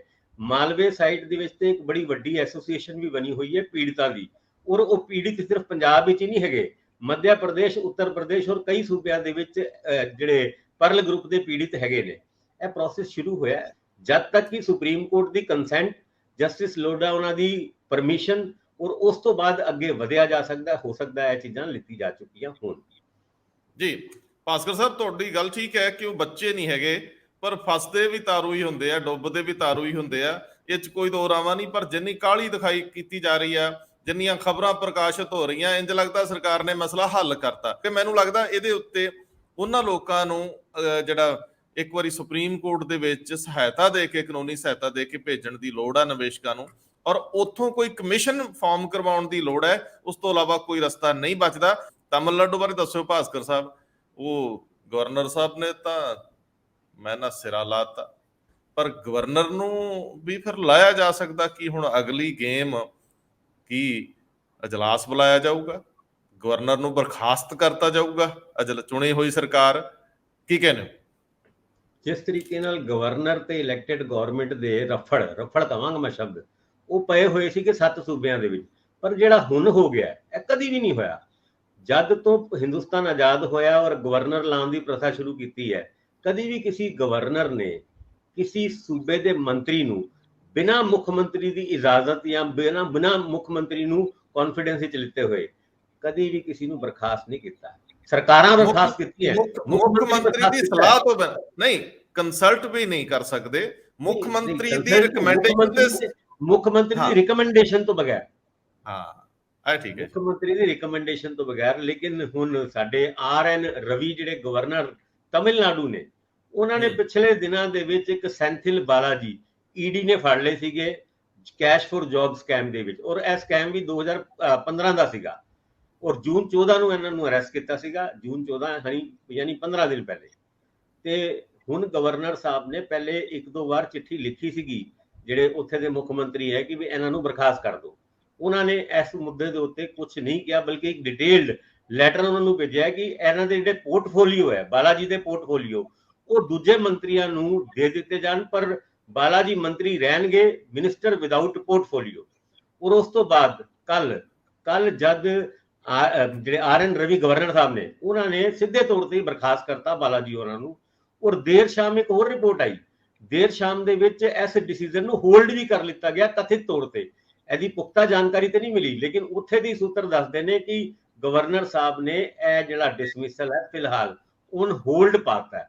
ਪਰ ਇਹ ਡਿਸੀਜਨ ਲੈਣਾ, ਬਰਖਾਸਤ ਕਰਨਾ, ਉਹਨੂੰ ਪਬਲਿਸਾਈਜ਼ ਕਰਨਾ, ਔਰ ਇਹ ਮੇਰੇ ਖਿਆਲ ਨਾਲ ਪਹਿਲੀ ਵਾਰ ਹੋਇਆ ਸਾਡੇ ਇੱਥੇ। ਹੁਣ ਪੰਜਾਬ ਦੇ ਵਿੱਚ ਵੀ ਪਿਛਲੇ ਦਿਨਾਂ ਦੇ ਵਿੱਚ ਸਾਡੇ ਗਵਰਨਰ ਸਾਹਿਬ ਬਨਵਾਰੀ ਲਾਲ ਪੁਰੋਹਿਤ, ਉਹਨਾਂ ਨੇ ਮੁੱਖ ਮੰਤਰੀ ਨੂੰ ਚਿੱਠੀ ਲਿਖੀ ਸੀ ਕਿ ਕਟਾਰੂ ਚੱਕ ਉਹਨਾਂ ਨੂੰ ਮੰਤਰੀ ਪਦ ਤੇ ਬਣੇ ਰਹਿਣ ਦਾ ਕੋਈ ਹੱਕ ਨਹੀਂ ਹੈ। ਪਰ ਇਹ ਹੁਣ ਗਵਰਨਰ ਨੇ ਹਜੇ ਤੱਕ ਇਹ ਨਹੀਂ ਕੀਤਾ ਕਿ ਕੱਲ ਨੂੰ ਸਾਡੇ ਗਵਰਨਰ ਸਾਹਿਬ ਵੀ ਕਟਾਰੂ ਚੱਕ ਉਹਨਾਂ ਨੂੰ ਸਿੱਧਾ ਹੀ ਕੱਟ ਦੇਣਗੇ।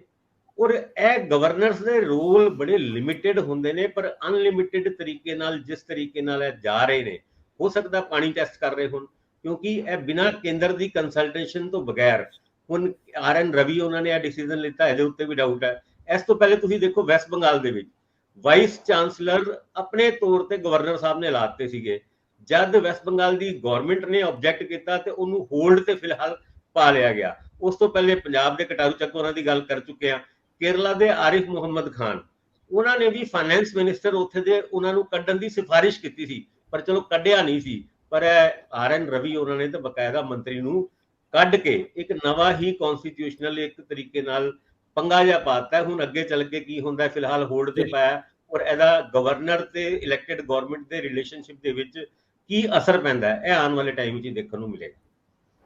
ਇੰਦਰਪ੍ਰੀਤ ਜੀ, ਸੰਵਿਧਾਨਕ ਤੌਰ ਤੇ ਗਵਰਨਰ ਕੀ ਇਸ ਤਰ੍ਹਾਂ ਕਰਨ ਦੇ ਸਮਰੱਥ ਸਨ? ਉਹਨਾਂ ਨੇ ਆਪਣੀ ਹੱਦ ਟੱਪ ਲਈ ਹੈ। ਜਿਹੜੀ ਵਲਗਣ ਇੱਕ ਗਵਰਨਰ ਦੇ ਆਲੇ ਦੁਆਲੇ ਹੁੰਦੀ ਹੈ ਸੰਵਿਧਾਨ ਦੀ, ਕੁਝ ਤਾਕਤਾਂ ਤੇ ਕੁਝ ਲਿਮਿਟੇਸ਼ਨਸ, ਉਹ ਮੰਤਰੀ ਮੰਡਲ ਦੀ ਏਡ ਤੇ ਐਡਵਾਈਸ ਦੇ ਉੱਤੇ ਕੰਮ ਕਰਦੇ ਆ, ਜਿਹੜਾ ਤੈਅ ਜਿਹਾ ਫਨੋਮਨਾ ਹੈ ਜਿੱਦਾਂ ਕਿਹਾ ਜਾਂਦਾ ਹੈ। ਤੇ ਉਹ ਇਸ ਵੇਲੇ ਮੈਨੂੰ ਲੱਗਦਾ ਲਕਸ਼ਮਣ ਰੇਖਾ ਉਲੰਘ ਲਈ ਉਹਨਾਂ ਨੇ। ਇਹਦਾ ਹੁਣ ਜੇ ਹੋਲਡ ਵਾਲਾ ਭਾਸਕਰ ਸਾਹਿਬ ਜਿਹੜਾ ਜ਼ਿਕਰ ਕਰ ਰਹੇ ਆ, ਜਿਹੜਾ ਦੇਰ ਸ਼ਾਮ ਨੂੰ ਰੌਲਾ ਪੈਣਾ ਸ਼ੁਰੂ ਹੋ ਗਿਆ ਕਿ ਉਹਨਾਂ ਨੇ ਆਪਣਾ ਫੈਸਲਾ, ਕੀ ਸੱਚਮੁੱਚ ਜਦੋਂ ਉਹਨਾਂ ਨੇ ਕਾਨੂੰਨੀ ਰਾਏ ਲਈ ਹੋਊਗੀ ਤਾਂ ਉਹਨਾਂ ਨੂੰ ਲੱਗਿਆ ਕਿ ਉਹਨਾਂ ਨੇ ਇਹ ਫੈਸਲਾ ਜਿਹੜਾ ਉਹਨਾਂ ਦਾ ਟਿਕ ਨਹੀਂ ਸਕਣਾ ਅਦਾਲਤ ਵਿੱਚ ਵੀ ਜਾ ਕੇ? ਜਦੋਂ ਪੰਜਾਬ ਦੇ ਗਵਰਨਰ ਤੇ ਮੁੱਖ ਮੰਤਰੀ ਅਦਾਲਤ ਵਿੱਚ ਆਮਣੇ ਸਾਹਮਣੇ ਹੋਏ ਸੀ ਪੰਜਾਬ ਸਰਕਾਰ ਦੀ ਪਟੀਸ਼ਨ ਤੇ, ਉਦੋਂ ਵੀ ਦੋਨਾਂ ਨੂੰ ਉਹਨਾਂ ਦੀਆਂ ਤਾਕਤਾਂ ਤੇ ਉਹਨਾਂ ਦੀਆਂ ਲਿਮਿਟੇਸ਼ਨਸ ਬਾਰੇ ਦੱਸਿਆ ਗਿਆ ਸੀਗਾ, ਇੱਕ ਦੂਜੇ ਪ੍ਰਤੀ ਜੋ ਵੀ ਜ਼ਿੰਮੇਵਾਰੀਆਂ ਸੀ। ਖੈਰ, ਇਸ ਗੱਲ ਨੂੰ ਤੁਸੀਂ ਇਸ ਨੁਕਤਾ ਨਿਗਾਹ ਤੋਂ ਅੱਗੇ ਵਧਾਓ। ਰੰਧਾਵਾ ਸਾਹਿਬ, ਦੇਖੋ ਆਰਟੀਕਲ 163 ਜਿਹੜਾ ਹੈਗਾ, ਉਹ ਇਹ ਉਸ ਪ੍ਰੋਵੀਜ਼ਨ ਹੈ ਕਿ ਕੋਈ ਵੀ ਕਾਰਵਾਈ ਜਿਹੜੀ ਹੈ, ਚਾਹੇ ਮਿਨਿਸਟਰ ਨੂੰ ਰੱਖਣਾ ਜਾਂ ਉਹਨੂੰ ਕੱਢਣਾ, ਇਹ ਸਾਰਾ ਜਿਹੜਾ ਹੈਗਾ ਕਾਉਂਸਲ ਆਫ ਮਿਨਿਸਟਰ ਦੀ ਸਿਫਾਰਿਸ਼ ਤੋਂ ਬਾਅਦ CM ਮਤਲਬ ਜਿਹੜੇ ਚੀਫ ਭੇਜਦਾ ਸਿਫਾਰਿਸ਼ ਕਰਕੇ, ਉਹਦੇ ਆਧਾਰ ਤੇ ਕਰਨਾ। ਪਰ ਇੱਥੇ ਜੋ ਗਵਰਨਰ ਸਾਹਿਬ ਨੇ ਆਪਣੇ ਤੌਰ ਤੇ ਲੈ ਲਿਆ, ਇਹ ਬਿਲਕੁਲ ਹੀ ਗਲਤ ਹੈ। ਠੀਕ ਹੈ, ਮਤਲਬ ਉਹ ਜਿਵੇਂ ਮੈਂ ਪਹਿਲਾਂ ਵੀ ਕਹਿੰਦਾ, ਉਹਨਾਂ ਵੀ ਕਈ ਵਾਰੀ ਚੀਜ਼ਾਂ ਇਸ ਤਰ੍ਹਾਂ ਦੀ ਹੋ ਜਾਂਦੀਆਂ ਨੇ ਕਿ ਤੁਸੀਂ ਇਦਾਂ ਦੀ ਸਪੇਸ ਕ੍ਰੀਏਟ ਕਰ ਦਿੰਦੇ ਹੋ ਕਿ ਬੰਦਾ ਗਲਤ ਤਰੀਕੇ ਨਾਲ ਉਹ 'ਚ ਐਂਟਰੀ ਕਰਨ ਦੀ ਕੋਸ਼ਿਸ਼ ਕਰਦਾ। ਇੱਥੇ ਵੀ ਮਤਲਬ ਜਦੋਂ ਜੌਬ ਕੈਸ਼ ਫॉर ਜੌਬ ਵਾਲੇ ਸਕੈਮ ਦੇ ਵਿੱਚ ਬੰਦਾ ਫੜ ਲਿਆ, ਅੰਦਰ ਕਰਤਾ, ਸਭ ਕੁਝ ਕਰਤਾ, ਲੇਕਿਨ ਪੋਰਟਫੋਲੀਓ ਤੁਸੀਂ ਲੈ ਲਿਆ, ਲੇਕਿਨ ਮਿਨਿਸਟਰ ਹਜੇ ਬਣਿਆ ਰਹੇਗਾ। ਇਹ ਕਰ ਰਹੇ ਹੋ ਤਾਂ ਉਹਦੇ ਵਿੱਚ ਫਿਰ ਤੁਸੀਂ ਇੱਕ ਸਪੇਸ ਕ੍ਰੀਏਟ ਕਰਤੀ ਹੈ ਕਿ ਤੁਸੀਂ ਵੀ ਕਿਉਂ ਨਹੀਂ ਕੱਢਿਆ ਪਹਿਲਾਂ। ਮਤਲਬ ਗੱਲ ਤਾਂ ਇੱਥੇ ਇਹੀ ਹੈ ਵੀ ਤੁਸੀਂ ਕਿਉਂ ਨਹੀਂ ਐਕਸ਼ਨ ਲਿੱਤਾ। ਚੀਫ ਮਿਨਿਸਟਰ ਨੂੰ ਐਕਸ਼ਨ ਲੈਣਾ ਚਾਹੀਦਾ ਸੀ ਤੁਰੰਤ। ਜਦੋਂ ਸਪੇਸ ਕ੍ਰੀਏਟ ਕਰ ਦਿੰਦੇ ਆ ਤਾਂ ਕੋਈ ਗਲਤ ਢੰਗ ਨਾਲ ਐਂਟਰੀ ਕਰਦਾ ਹੀ ਕਰਦਾ ਹੈ। ਠੀਕ ਹੈ ਕਿ ਐਂਟਰੀ ਗਲਤ ਹੈ, ਆਪਾਂ ਕਹਿ ਹੀ ਰਹੇ ਵੀ ਐਂਟਰੀ ਤਾਂ ਗਲਤ ਹੀ ਹੈ, ਪਰ ਇਹ ਸਪੇਸ ਹੀ ਅਸੀਂ ਕ੍ਰੀਏਟ ਕਰਕੇ ਦਿੱਤੀ ਹੈ। ਇੱਥੇ ਵੀ ਸੇਮ ਸੀਗਾ, ਤੁਸੀਂ ਦੇਖੋ। ਪਰ ਇੱਥੇ ਦੇ ਗਵਰਨਰ ਸਾਹਿਬ ਨੇ ਨੂੰ ਜਦੋਂ ਇੱਕ ਸਵਾਲ ਕੀਤਾ ਸੀਗਾ ਕਿ ਤੁਸੀਂ ਕਟਾਰੂ ਚੱਕ ਦੇ ਮਾਮਲੇ ਦੇ ਵਿੱਚ ਕਿਹਾ ਕਿ ਉਹਨੂੰ ਬਰਖਾਸਤ ਕਰ ਦਿਓ, ਤੇ ਇਹ ਕੀ ਸਰਕਾਰ ਦੇ ਕੰਮਾਂ 'ਚ ਹਸਤਕਸ਼ੇਪ ਨਹੀਂ? ਉਹ ਕਹਿੰਦੇ ਮੈਂ ਨਹੀਂ ਕਿਹਾ, ਉਹ ਕਹਿੰਦੇ ਮੈਂ ਇਹ ਸਲਾਹ ਦਿੱਤੀ ਹੈ ਕਿ ਜਿਸ ਕੰਮ ਕਰਕੇ ਪੂਰੀ ਸਰਕਾਰ ਦੀ ਥੂ ਹੋ ਰਹੀ ਹੈ, ਇਹ ਸ਼ਬਦ ਯੂਜ਼ ਕੀਤਾ ਉਹਨਾਂ ਨੇ ਕਿ ਥੂ ਹੋ ਰਹੀ ਹੈ, ਉਹ ਬੰਦੇ ਨੂੰ ਕਿਉਂ ਨਹੀਂ ਕੱਢਿਆ ਜਾ ਰਿਹਾ, ਉਹਨੂੰ ਕੱਢ ਦਿਓ। ਪਰ ਜੇ ਉਹਨਾਂ ਨੇ ਨਹੀਂ ਕੱਢਿਆ ਤਾਂ ਕਹਿੰਦੇ ਮੈਂ ਕਿਹੜਾ ਕੁਝ ਕਰ ਲਿਆ, ਮੈਂ ਤਾਂ ਬੈਠਾ ਆਰਾਮ ਨਾਲ। ਇਹ ਉਹਨਾਂ ਦੇ ਵਿਵੇਕ ਦੇ ਉੱਤੇ ਹੈ, ਉਹਨਾਂ ਨੇ ਕੱਢਣਾ ਤਾਂ ਉਹ ਕੱਢ ਦੇਣ। ਸੋ ਇੱਥੇ ਦੇ ਮੈਨੂੰ ਲੱਗਦਾ ਕਿ ਜਿਹੜੇ ਪੰਜਾਬ ਦੇ ਗਵਰਨਰ ਦੇ ਮਾਮਲੇ 'ਚ ਸ਼ਾਇਦ ਉਹਨਾਂ ਨੇ ਵਿਵੇਕ ਤੋਂ ਕੰਮ ਲਿਆ। ਉਹਨਾਂ ਨੂੰ ਪਤਾ ਹੈ ਕਿ ਮੈਂ ਸਿੱਧੇ ਤੌਰ ਤੇ ਨਹੀਂ ਕੱਢ ਸਕਦਾ, ਇਹ ਕਾਉਂਸਲ ਆਫ ਮਿਨਿਸਟਰ ਦੀ ਸਿਫਾਰਿਸ਼ ਆਏਗੀ ਫਿਰ ਹੀ ਮੈਂ ਕੁਝ ਕਰ ਸਕਦਾ। ਦੂਜਾ, ਹਾਂ, ਲੇਕਿਨ ਜਿਹੜਾ ਇੱਕ ਉਹਨਾਂ ਨੇ ਪਹਿਲਾਂ ਇਹ ਕਿਹਾ ਸੀਗਾ ਕਿ ਮੈਂ ਬਜਟ ਸੈਸ਼ਨ ਨਹੀਂ ਬੁਲਾਉਂਗਾ, ਉਸ ਪੰਜਾਬ ਦੇ ਗਵਰਨਰ ਨੇ ਕਿਹਾ ਕਿ ਮੈਂ ਬਜਟ ਸੈਸ਼ਨ ਨਹੀਂ ਬੁਲਾਉਂਗਾ। ਉਦੋਂ ਵੀ ਮਤਲਬ ਤੇ ਸੁਪਰੀਮ ਕੋਰਟ ਨੇ ਇਹ ਤਾਕੀਦ ਕੀਤਾ ਸੀ ਦੋਨਾਂ ਨੂੰ, CM ਨੂੰ ਵੀ ਔਰ ਇਹਨਾਂ ਨੂੰ ਵੀ, ਕਿ ਨਹੀਂ ਬਜਟ ਸੈਸ਼ਨ ਨਹੀਂ ਰੋਕਿਆ ਜਾ ਸਕਦਾ ਕਿਉਂਕਿ ਉਹ ਕੌਂਸਲ ਆਫ ਮਿਨਿਸਟਰ ਦਾ ਫੈਸਲਾ ਹੈ। ਬਾਰ-ਬਾਰ ਮੈਂ ਉਹੀ ਗੱਲ ਕਰ ਰਿਹਾ ਕਿ ਜਿਹੜੀ ਤਾਕਤ ਹੈ ਉਹ ਚੁਣੀ ਹੋਈ ਸਰਕਾਰ ਕੋਲ ਹੈ, ਕੌਂਸਲ ਆਫ ਮਿਨਿਸਟਰ ਕੋਲ ਹੈ। ਗਵਰਨਰ ਸਿਰਫ ਉਸ ਤਾਕਤ ਨੂੰ ਇੰਪਲੀਮੈਂਟ ਕਰਦਾ ਹੈ, ਕੋਈ ਚੀਜ਼ ਭੇਜਦੀ ਹੈ ਉਹਨਾਂ ਨੇ ਸਿਰਫ ਉੱਤੇ ਸਾਈਨ ਕਰਨੇ, ਇੰਨਾ ਕੀ ਕੰਮ ਹੈ। ਹੁਣ ਬ੍ਰਿਟਿਸ਼ ਹਕੂਮਤ ਤਾਂ ਹੈ ਨਹੀਂ ਇੱਥੇ ਕਿ ਆਪਾਂ ਸਾਰੀਆਂ ਤਾਕਤਾਂ ਗਵਰਨਰ ਨੂੰ ਦਿੱਤੀਆਂ ਹੋਈਆਂ ਨੇ ਕਿ ਉਹ ਬੈਠੇ ਜੋ ਮਰਜ਼ੀ ਕਰਦੇ ਰਹਿਣ। ਇਹ ਲੋਕਤੰਤਰਿਕ ਪ੍ਰਣਾਲੀ ਹੈ, ਮੈਨੂੰ ਲੱਗਦਾ ਕਿ ਉਹਦੇ ਵਿੱਚ ਆਪਣੀਆਂ ਆਪਣੀਆਂ ਮਰਿਆਦਾਵਾਂ ਦਾ ਖਿਆਲ ਰੱਖਣਾ ਚਾਹੀਦਾ। ਮੈਂ ਕੋਸ਼ਿਸ਼ ਕਰ ਰਿਹਾ ਸੀ ਨਾਲ ਕਿ ਮੈਂ ਲੱਭਾਂ ਕਿ ਲੇਟੈਸਟ ਕੀ ਹੋ ਰਿਹਾ, ਤੇ ਖੈਰ ਤੁਸੀਂ ਆਪਣਾ ਇਹ ਸਮਾਪਤ ਕਰ ਲਿਆ, ਮੈਂ ਸਿੱਟੇ ਤੇ ਨਹੀਂ ਪਹੁੰਚਿਆ, ਫਿਰ ਦੇਖਦਾ। ਪਰ ਵੈਸੇ ਜਿਹੜੀ ਖਬਰ ਦਿਲਚਸਪੀ ਨਾਲ ਆਪਾਂ ਲੈਣ ਲੱਗੇ ਸੀ, ਵੀਕੇ ਜੰਜੂਆ ਇੱਕ ਛੋਟਾ ਜਿਹਾ ਪੀਰੀਅਡ ਆਪਣਾ ਬਤੌਰ ਚੀਫ ਸੈਕਟਰੀ ਉਹ ਪੂਰਾ ਕਰਨਗੇ ਅੱਜ, ਔਰ ਸ਼ਾਮ ਨੂੰ ਉਹਨਾਂ ਨੂੰ ਵਿਦਾਇਗੀ ਪਾਰਟੀ ਦਿੱਤੀ ਜਾਊਗੀ।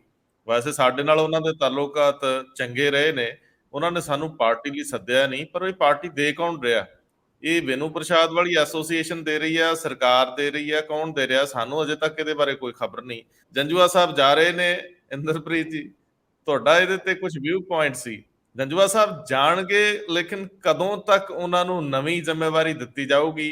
ਕਿਉਂਕਿ ਕੱਲ ਜਦੋਂ ਨਵੇਂ ਚੀਫ ਸੈਕਟਰੀ ਅਨੁਰਾਗ ਵਰਮਾ ਆਪਣਾ ਕੰਮਕਾਜ ਸੰਭਾਲ ਲੈਣਗੇ ਤਾਂ ਫਿਰ ਉਹ ਪੀਪੀਐਸਸੀ ਦੀ ਉਹ ਜਿਹੜੀ ਚੇਅਰਮੈਨਸ਼ਿਪ ਲਈ ਬੰਦਾ ਚੁਣਿਆ ਜਾਣਾ, ਉਹ ਕਮੇਟੀ ਨੂੰ ਹੈਡ ਕਰਨਗੇ, ਉਹਦੇ ਮੁਖੀ ਹੋਣਗੇ। ਉਸ ਤੋਂ ਬਾਅਦ ਉਹਦੀ ਮੀਟਿੰਗ ਹੋਊਗੀ, ਜਿਹੜੇ ਵਿਅਕਤੀਆਂ ਨੇ ਅਪਲਾਈ ਕੀਤਾ ਉਹਨਾਂ ਚੋਂ ਸ਼ਾਰਟਲਿਸਟ ਕੀਤੇ ਜਾਣਗੇ ਨਾ। ਹੁਣ ਇੰਦਰਪ੍ਰੀਤ ਜੀ ਆਪਣੀ ਗੱਲ ਰੱਖੋ। ਰੰਧਾਵਾ ਸਾਹਿਬ, ਮੈਂ ਇਸ ਤੇ ਸਿਰਫ ਤੁਹਾਨੂੰ ਇਸ ਕਰਕੇ ਕਿਹਾ ਸੀਗਾ ਕਿ ਪਿਛਲੇ ਜੇ ਮੈਂ 9 ਚੀਫ ਸੈਕਟਰੀ ਦੇਖਾਂ ਤਾਂ ਉਹਨਾਂ ਚੋਂ ਜੰਜੂਆ ਸਾਹਿਬ ਪਹਿਲੇ ਚੀਫ ਸੈਕਟਰੀ ਨੇ ਜਿਹੜੇ ਰਿਟਾਇਰ ਹੋ ਰਹੇ, ਯਾਨੀ ਪੂਰੇ ਇੱਕ ਦਸ਼ਕ ਤੋਂ ਪੰਜਾਬ ਦੇ ਵਿੱਚ ਚੀਫ ਸੈਕਟਰੀ ਕੋਈ ਰਿਟਾਇਰ ਹੀ ਨਹੀਂ ਹੋ ਰਿਹਾ। ਮਤਲਬ ਉਹ ਜਾਂ ਤਾਂ ਪਹਿਲਾਂ ਆਪਣੇ ਪਦ ਤੋਂ ਹਟਾਏ ਜਾ ਰਹੇ ਨੇ ਜਾਂ ਉਹ ਪ੍ਰੀ ਮੈਚੁਰ ਰਿਟਾਇਰਮੈਂਟ ਲੈ ਲੈਂਦੇ ਆ ਤਾਂ ਕਿ ਉਹਨਾਂ ਨੂੰ ਕੋਈ ਨਵੀਂ ਪੋਸਟ ਮਿਲੀ ਜੀ। ਲਾਸਟ ਜੈ ਸਿੰਘ ਗਿੱਲ ਜਿਹੜੇ ਹੈਗੇ ਨੇ ਉਹ ਰਿਟਾਇਰ ਹੋਏ ਸੀ, ਉਸ ਤੋਂ ਬਾਅਦ ਮੈਨੂੰ ਲੱਗਦਾ ਕਿ ਸ਼ਾਇਦ ਕੋਈ ਨਹੀਂ ਹੋਇਆ, ਕਿਉਂਕਿ ਉਸ ਤੋਂ ਬਾਅਦ KR ਲਖਨਪਾਲ ਬਣੇ ਸੀ, ਉਹ ਵੀ ਜਦੋਂ ਸਰਕਾਰ ਬਦਲ ਗਈ ਤਾਂ ਉਹਨਾਂ ਨੂੰ ਟ੍ਰਿਬਿਊਨਲ 'ਚ ਚੇਅਰਮੈਨ ਲਗਾਤਾ ਗਿਆ। ਉਸ ਤੋਂ ਬਾਅਦ ਉਹਨਾਂ ਦੇ ਜਾਣ ਤੋਂ ਬਾਅਦ RI ਸਿੰਘ ਆ ਗਏ, ਉਹ ਵੀ 3 ਮਹੀਨੇ ਪਹਿਲਾਂ RTI ਦੇ ਕਮਿਸ਼ਨ 'ਚ ਚਲੇ ਗਏ। ਫਿਰ SC ਅਗਰਵਾਲ ਲੱਗੇ, ਉਹ ਵੀ RTS ਦੇ ਕਮਿਸ਼ਨ 'ਚ ਜਾਣ ਲਈ ਉਹਨਾਂ ਨੇ RTS ਜਿਹੜਾ ਬਣਾਇਆ ਸੀ ਰਾਈਟ ਟੂ ਸਰਵਿਸ, ਉਹਦੇ ਕਮਿਸ਼ਨ ਦੇ ਚੇਅਰਮੈਨ ਬਣ ਗਏ, ਉਹ ਵੀ 2 ਮਹੀਨੇ ਪਹਿਲਾਂ ਰਿਟਾਇਰ ਹੋ ਗਏ ਸੀਗੇ। ਫਿਰ ਉਸ ਤੋਂ ਬਾਅਦ ਸਰਵੇਸ਼ ਕੌਸ਼ਲ ਆਏ, ਉਹ ਵੀ ਜਦੋਂ ਸਰਕਾਰ ਬਦਲ ਗਈ ਤੇ ਸਰਵੇਸ਼ ਕੌਸ਼ਲ ਤੋਂ ਬਾਅਦ ਉਹਦੇ ਵਿੱਚ ਰਾਕੇਸ਼ ਸਿੰਘ ਆਏ ਪਹਿਲਾਂ। ਰਾਕੇਸ਼ ਸਿੰਘ ਵੀ 3 ਮਹੀਨੇ ਪਹਿਲਾਂ ਚਲੇ ਗਏ ਸੀ, ਉਹਨਾਂ ਨੇ ਪ੍ਰੀ ਮੈਚੁਰ ਰਿਟਾਇਰਮੈਂਟ ਲਿੱਤੀ। ਰਾਕੇਸ਼ ਸਿੰਘ ਤੋਂ ਬਾਅਦ ਸਰਵੇਸ਼ ਕੌਸ਼ਲ ਵੀ ਸੱਤਾ ਬਦਲ ਗਈ, ਨਹੀਂ ਅੱਗੇ ਉਹਨਾਂ ਨੇ ਕੰਟੀਨਿਊ ਕੀਤਾ। ਫਿਰ ਕਰਨ ਅਵਤਾਰ ਸਿੰਘ, ਬਿੰਨੀ ਮਹਾਜਨ, ਤੁਸੀਂ ਦੇਖ ਲਓ ਜਿੰਨੇ ਵੀ ਨਾਮ ਨੇ ਉਹਨਾਂ 'ਚ ਕੋਈ ਵੀ ਏਦਾਂ ਦਾ ਨਹੀਂ ਹੈ ਜਿਹਨੂੰ ਆਪਾਂ ਕਹੀਏ ਕਿ ਰਿਟਾਇਰ ਹੋ ਰਿਹਾ। ਜੈ ਸਿੰਘ ਗਿੱਲ ਤੋਂ ਬਾਅਦ ਇਹ ਮੌਕਾ ਕੇਵਲ ਤੇ ਕੇਵਲ ਵੀਕੇ ਜੰਜੂਆ ਸਾਹਿਬ ਕੋਲ ਆਇਆ ਕਿ ਉਹ ਰਿਟਾਇਰ ਹੋ ਰਹੇ ਨੇ ਐਸ ਚੀਫ ਸੈਕਟਰੀ। ਸੋ ਇਹ ਇੱਕ ਇੰਟਰਸਟਿੰਗ ਪਾਰਟ ਸੀ। ਮੈਂ ਕਿਹਾ ਚਲੋ ਇਹ, ਕਿਉਂਕਿ ਅਦਰਵਾਈਜ਼ ਤਾਂ ਹੁਣ ਆਪਾਂ ਬਹੁਤ ਵਾਰੀ ਜੰਜੂਆ ਸਾਹਿਬ ਦੀ ਉਸ ਤੇ ਜ਼ਿਕਰ ਕਰ ਹੀ ਚੁੱਕੇ ਹਾਂ, ਤੇ ਮੈਂ ਕਿਹਾ ਇਹ ਇੰਟਰਸਟਿੰਗ ਪਾਰਟ ਹੈ, ਚਲੋ ਇੱਕ ਵਾਰੀ ਤੁਹਾਡੇ ਨਾਲ ਸ਼ੇਅਰ ਜ਼ਰੂਰ ਕਰ। ਨਹੀਂ, ਇਹ ਬਣਦਾ ਹੀ ਆ। ਵੈਸੇ ਵੀ ਜੰਜੂਆ ਸਾਹਿਬ ਜਾ ਰਹੇ ਨੇ ਅੱਜ, ਤਾਂ ਜਾਂਦੀ ਵਾਰ ਦੀ ਗੱਲ ਤਾਂ ਸਾਨੂੰ ਕਰਨੀ ਚਾਹੀਦੀ ਆ, ਪਰ ਮੈਂ ਇਹਦੇ 'ਚ ਜਾਂਦੇ ਵੀ ਸਵਾਲ ਤੁਹਾਡੇ ਤੋਂ ਪੁੱਛ ਹੀ ਲੈਣਾ। ਪਿਛਲੇ ਦਿਨਾਂ 'ਚ ਅਸੀਂ ਇਹ ਵਿਨੂ ਪ੍ਰਸ਼ਾਦ ਜਿਹੜੇ ਕਿ ਮੁੱਖ ਮੰਤਰੀ ਸਾਹਿਬ ਦੇ ਸਕੱਤਰ ਨੇ, ਪ੍ਰਿੰਸੀਪਲ ਸੈਕਟਰੀ ਨੇ, ਵੈਸੇ ਤਾਂ ਐਡੀਸ਼ਨਲ ਚੀਫ ਸੈਕਟਰੀ ਨੇ, ਸਾਨੂੰ ਇਹ ਕਹਿਣਾ ਹੀ ਨਹੀਂ ਬਣਦਾ ਪ੍ਰਿੰਸੀਪਲ। ਹਾਂਜੀ, ਹੁਣ ਸਪੈਸ਼ਲ ਹੋ ਗਿਆ। ਹਾਂ, ਸਪੈਸ਼ਲ ਸੈਕਟਰੀ ਨੇ, ਹੁਣ ਉਹ ਬਰਾਬਰ ਤੇ ਚਲੇ ਗਏ।